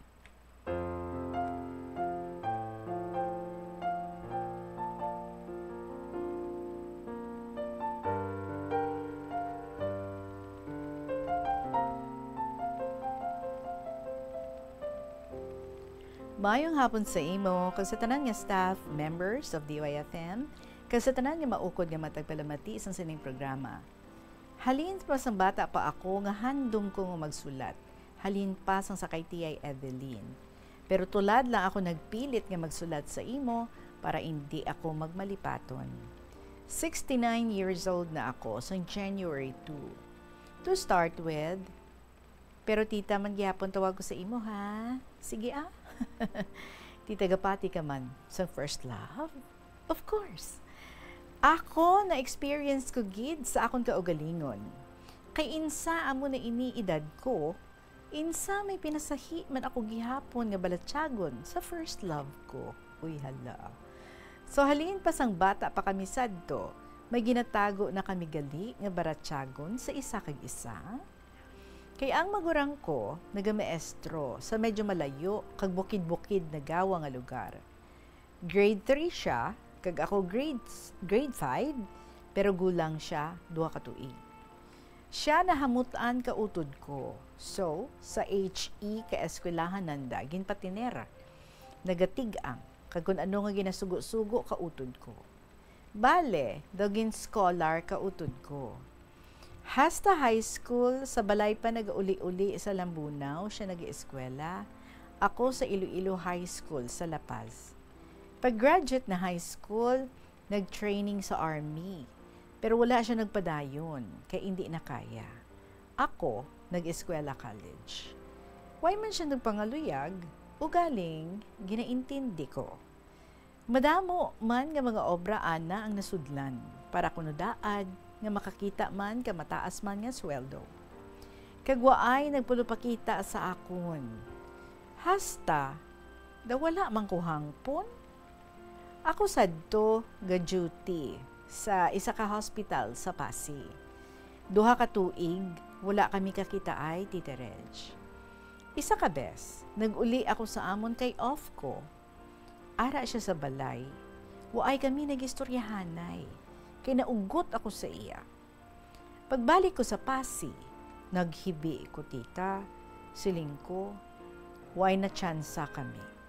So siling ko sa kaugalingon ko, may mga luyag nga mabuhi na ako, kag mapinalanggaon, mamana na lang ako. Hindi na ako maghulat sa iya. Daw ulan nga nagtulo. Sunod nga semana, may nagpa-dressing sang pilas niya. Isa ka lalaki, Panawag ko Badoy. Pero siya naging bana ko. Isa ka mekaniko. Ano pa Badoy? So halinsad to. Inog off ko sa hapon, dyan dontana. Sa gwa ka hospital, gahulat sa akon. Wala man pulo pangaluyag. Hasta nga nagkadto kami sa balay, kautod ko sa uma. Nagtuad siya sa utod ko, nga may tinutuyo siya sa akon. Wala naglawig, kagin kasal kami. Kasal namon, agot ako, kag siya subang. Balitita, natalana na amon kasal, may nagkadto sa pasi, kag maghibi-hibi, pero wala mahimo. Ginkaduan na sa ginaubrahan ang ako nobyo. Ti sabat sang ako nobyo, kung palangga mo siya, mas palangga ko pagid siya. Hindi mo malabawan, matupungan mo lang. Ay, amo to, ang first love mo tani. So, duro pag idigisaysay ko sa sunod nga sulat. Sorry ha, nga up and down na ang penmanship ko. Nag-blurred doon panulok ko. Malam doon ko. Kag may diferensya doon panulok ko. Sa sunod, intermediate pad na lang sulatan ko. Tama padaad ka duro, inog istorya ko, pero malawig na gid. So regard sa tanan. Kay Nanay Amparing kag sa tanan. So until here only, and good afternoon, God bless you. Kag sa tanan man, ang matinahuron, Ningni of Lambunaw.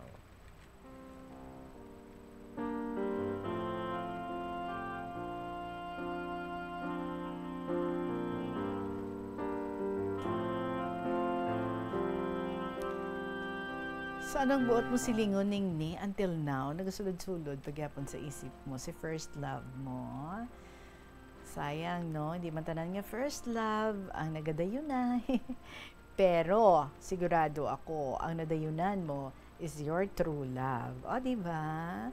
Anyway, sige, ayo lang daan. Hindi pagpilita kung medyo sakit na ang mata, medyo sakit na ang kamot. Sa pagsulat, stop anay. Baliki lang pagka next time. Sige, I'm sure na mo kapag idasang iga-share din sa aton sa KLP. So, sige, amat-amata lang, kag tiyempohi lang. Salamat, gid, sa imong istorya sa mga hapon, Ningni of Lambunaw.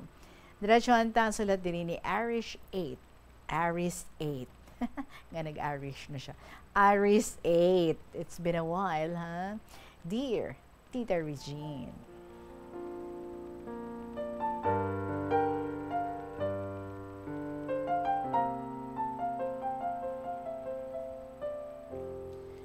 Tita, maayong hapon sa imo, kag sa imo mga tagpadamati. It's been a month since last ako nagpadala ka sulat sa imo. Busy na si Aris 8. Plus, dala ko akong toddler every day pa eskwelahan.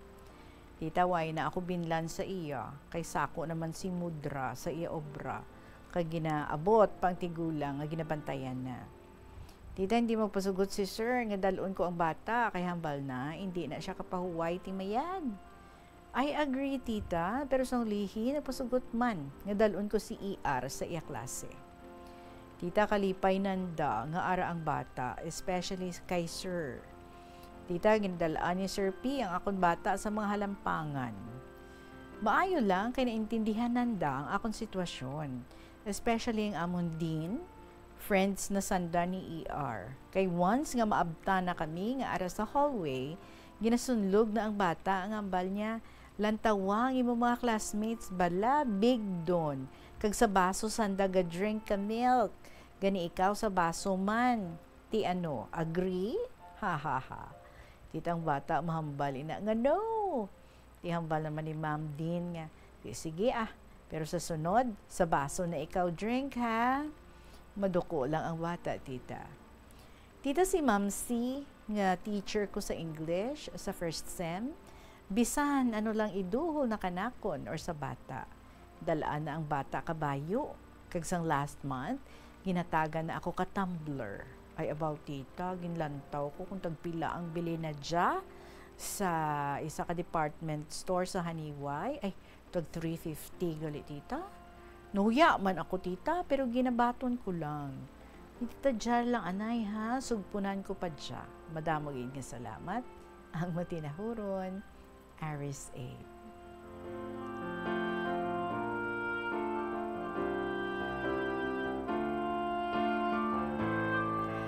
Well, si Aris 8, amo ni siyang estudyante, married na and with a child, kag very well known sa university nga iyang gina-eskwelahan. Sigurado ako because siya ni, no, ang estudyante nga duwa sila sang iya anak nga toddler ang naga-eskwela.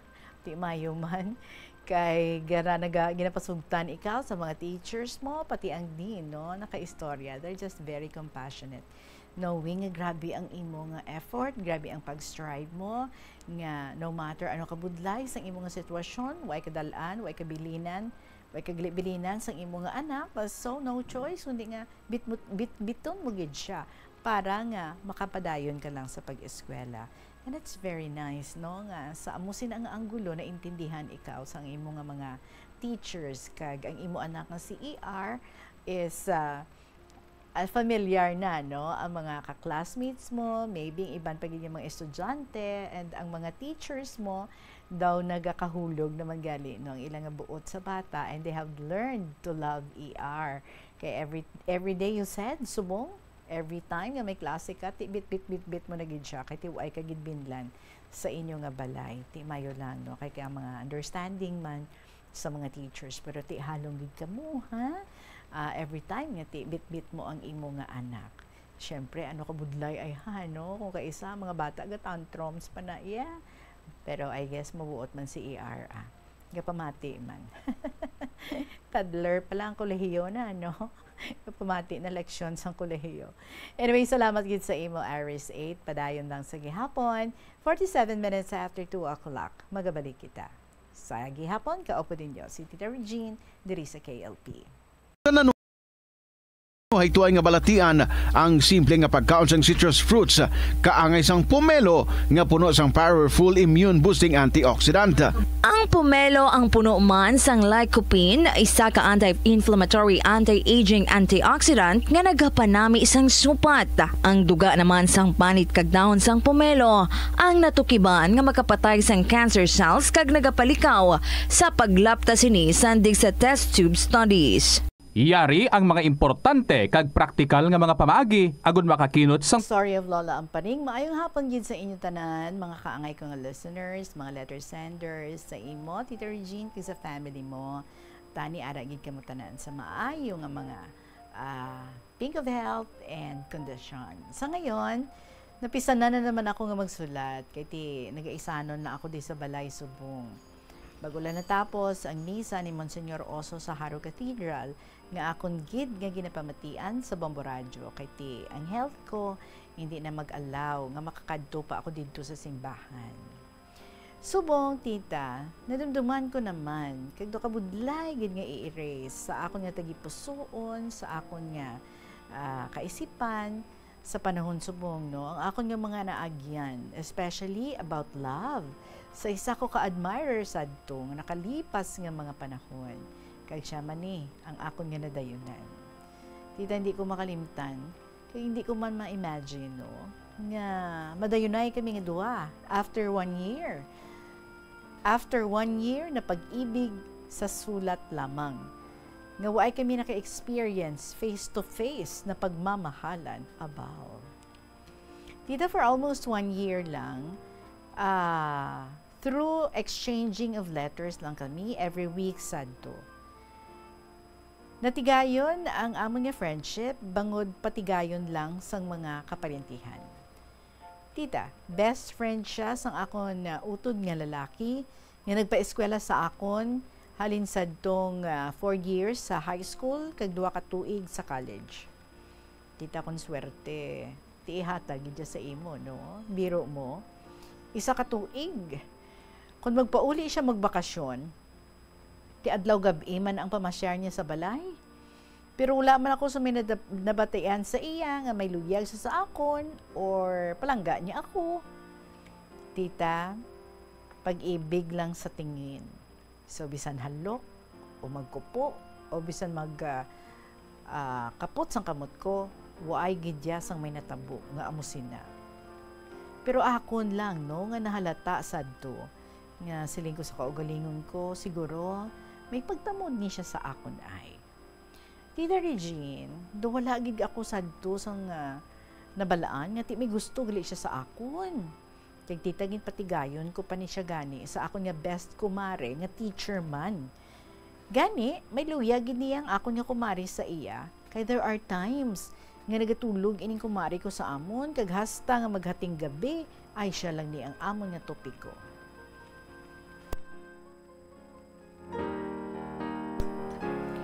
Kung gaisabi mo, ginadulong pa ni siya sa lalaki nga ini kung magpauli siya sa ilabalay nga siguro mga 1/2 kilometer ang kalayuon. Kada may pamasyaran kami nga lugar o magpangulabo kami sa kanyugan sa isa ka lugar, kami lang nga apat sang sandas ang akon nga admirer. 100% wala gid sa akon nga isip nga ako gali ang ginatuyo niya nga pangasawon sa ulihi. Sa ulihi, after 1 year sadto, sige-sige na ang sulatay namon nga duha. Kag sang nabalaan sang kumari ko, ay naakigid siya sa akon. Ginabuyayaw niya ako, kag ay ko, tambal niya, traidor gali ikaw nga abyan. Ginatugpo-tugpo mo ako, ginapatigayon, gali ginatraiduran mo ako, nga ikaw man lang ang may luyag sa ginapatigayon mo. Imagine, Tita Regine, permi niya ako ginasinggitan sadto. Sorry, kung magkita ay kami, kuno traidor ako. Tita sa pagkamatuod sadto, ginapatigayon ko, nga ti ula man ako ya kabalo, nga ako gali ang ginapanilagan sang sining lalaki, kag ako gali ang ginatuyo niya nga pangasawon.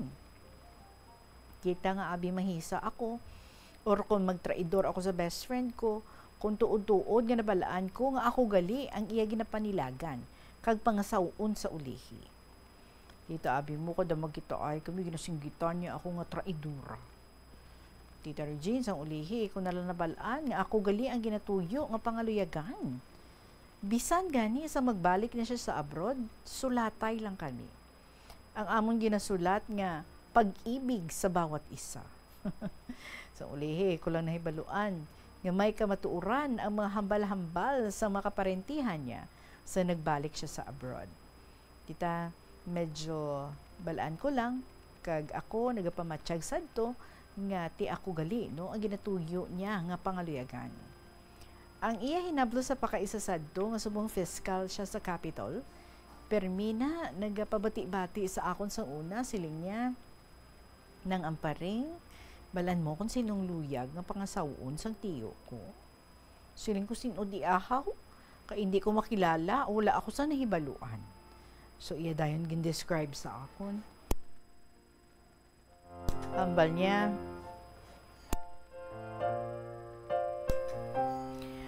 siling niya nang amparing, siya may malabas ang buhok, teacher man sa malayo nga lugar sa Iloilo, mahinhin, wala naga-makeup, lipstick, pamulbos, pero mahinhin, gwapa, kag tama ka mabuot nga babae, nga aton man neighbor diri.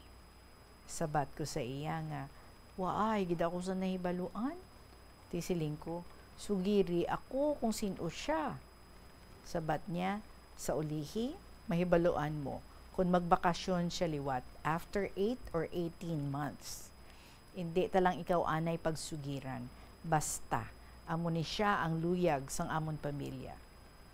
Kita ang fiscal nga inisubong sa Iloilo Capitol, naging pupil ko man sa grade 6 pa lang siya. Tita, I have to close now. Medyo malabo na ang akon nga pananawan. So love, kisses, and prayers sa imo and family. Best regards also sa mga co-listeners and co-letter senders ko. So may God bless us all. Lola Amparing and P.S. Tita Regine, ako nadumduman. Nga isa ka box ang natago ko ng mga sulat namon. For almost 1 year, nga pagsulatanay namon.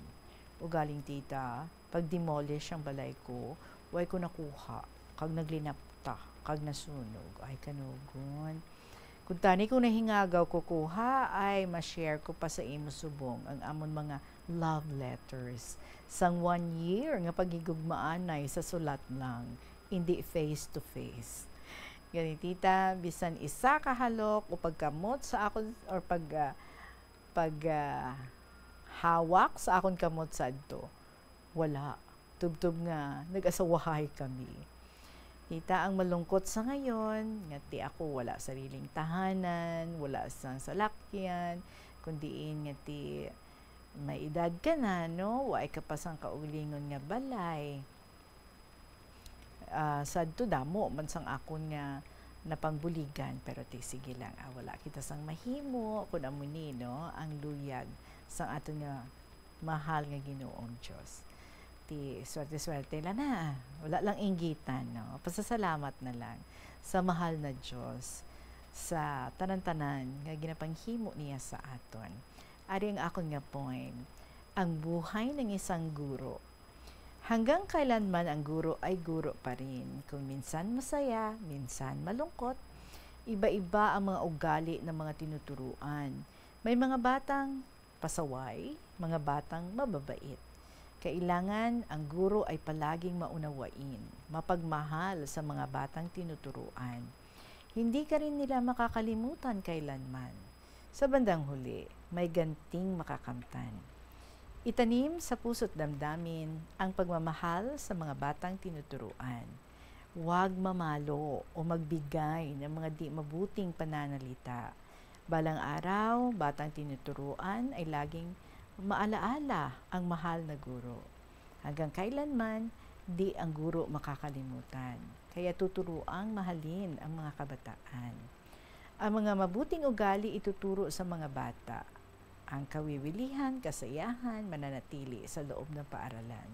Huwag maging sobrang pagka-istrikto. Sa ganung paraan, ang ganti ay pagmamahal. Ugaliin ang pag-uunawa sa mga batang pasaway, kung gurong magalitin at palasigaw, magbubunga ng katakutan sa puso't damdamin. Ang guro sa paaralan ay binibilang na pangalawang magulang. Kaya dapat mamahalin at tuturuan ng mabuti, ganti ang makakamtan galing sa puong may kapal. Mula noon hanggang sa ngayon, di ka makakalimutan ng mga eskwela mo noon. From Lola Amparing. Salamat gid, Lola Amparing. And to those who may araman sa luyag nga i-share diri, kaangay man ni Lola Amparing and the rest of our letter senders. Anytime, pwede niyo makapadala sa inyong mga kasaysayan diri sa kahapon lamang program through email sa bombo_iloilo@bomboradio.info or mas gina-prefer ninyo nga sulaton lang ang inyong makasaysayan, pwede gid ipadala or ipalabot lang diri sa Sky City Tower sa Mapa Street, Iloilo City, or through sa kahapon lamang program DYFM, Bombo Radio Iloilo, Sky City Tower, Mapa Street, Iloilo City. Sige, boss naman, balikan ta iban pa ng mga istorya diri. For the meantime, standby na sa mga dramas every afternoon after sang KLP diri sa DYFM, Bombo Radio Iloilo. Tuyang Ermitanya, Provincial Jail, kag Dear Diary. Maraming salamat sa inyo. Sa gihapon ninyo, Lagad, si Tita Regine para sa kahapon lamang program. See you again tomorrow. Good afternoon and God bless.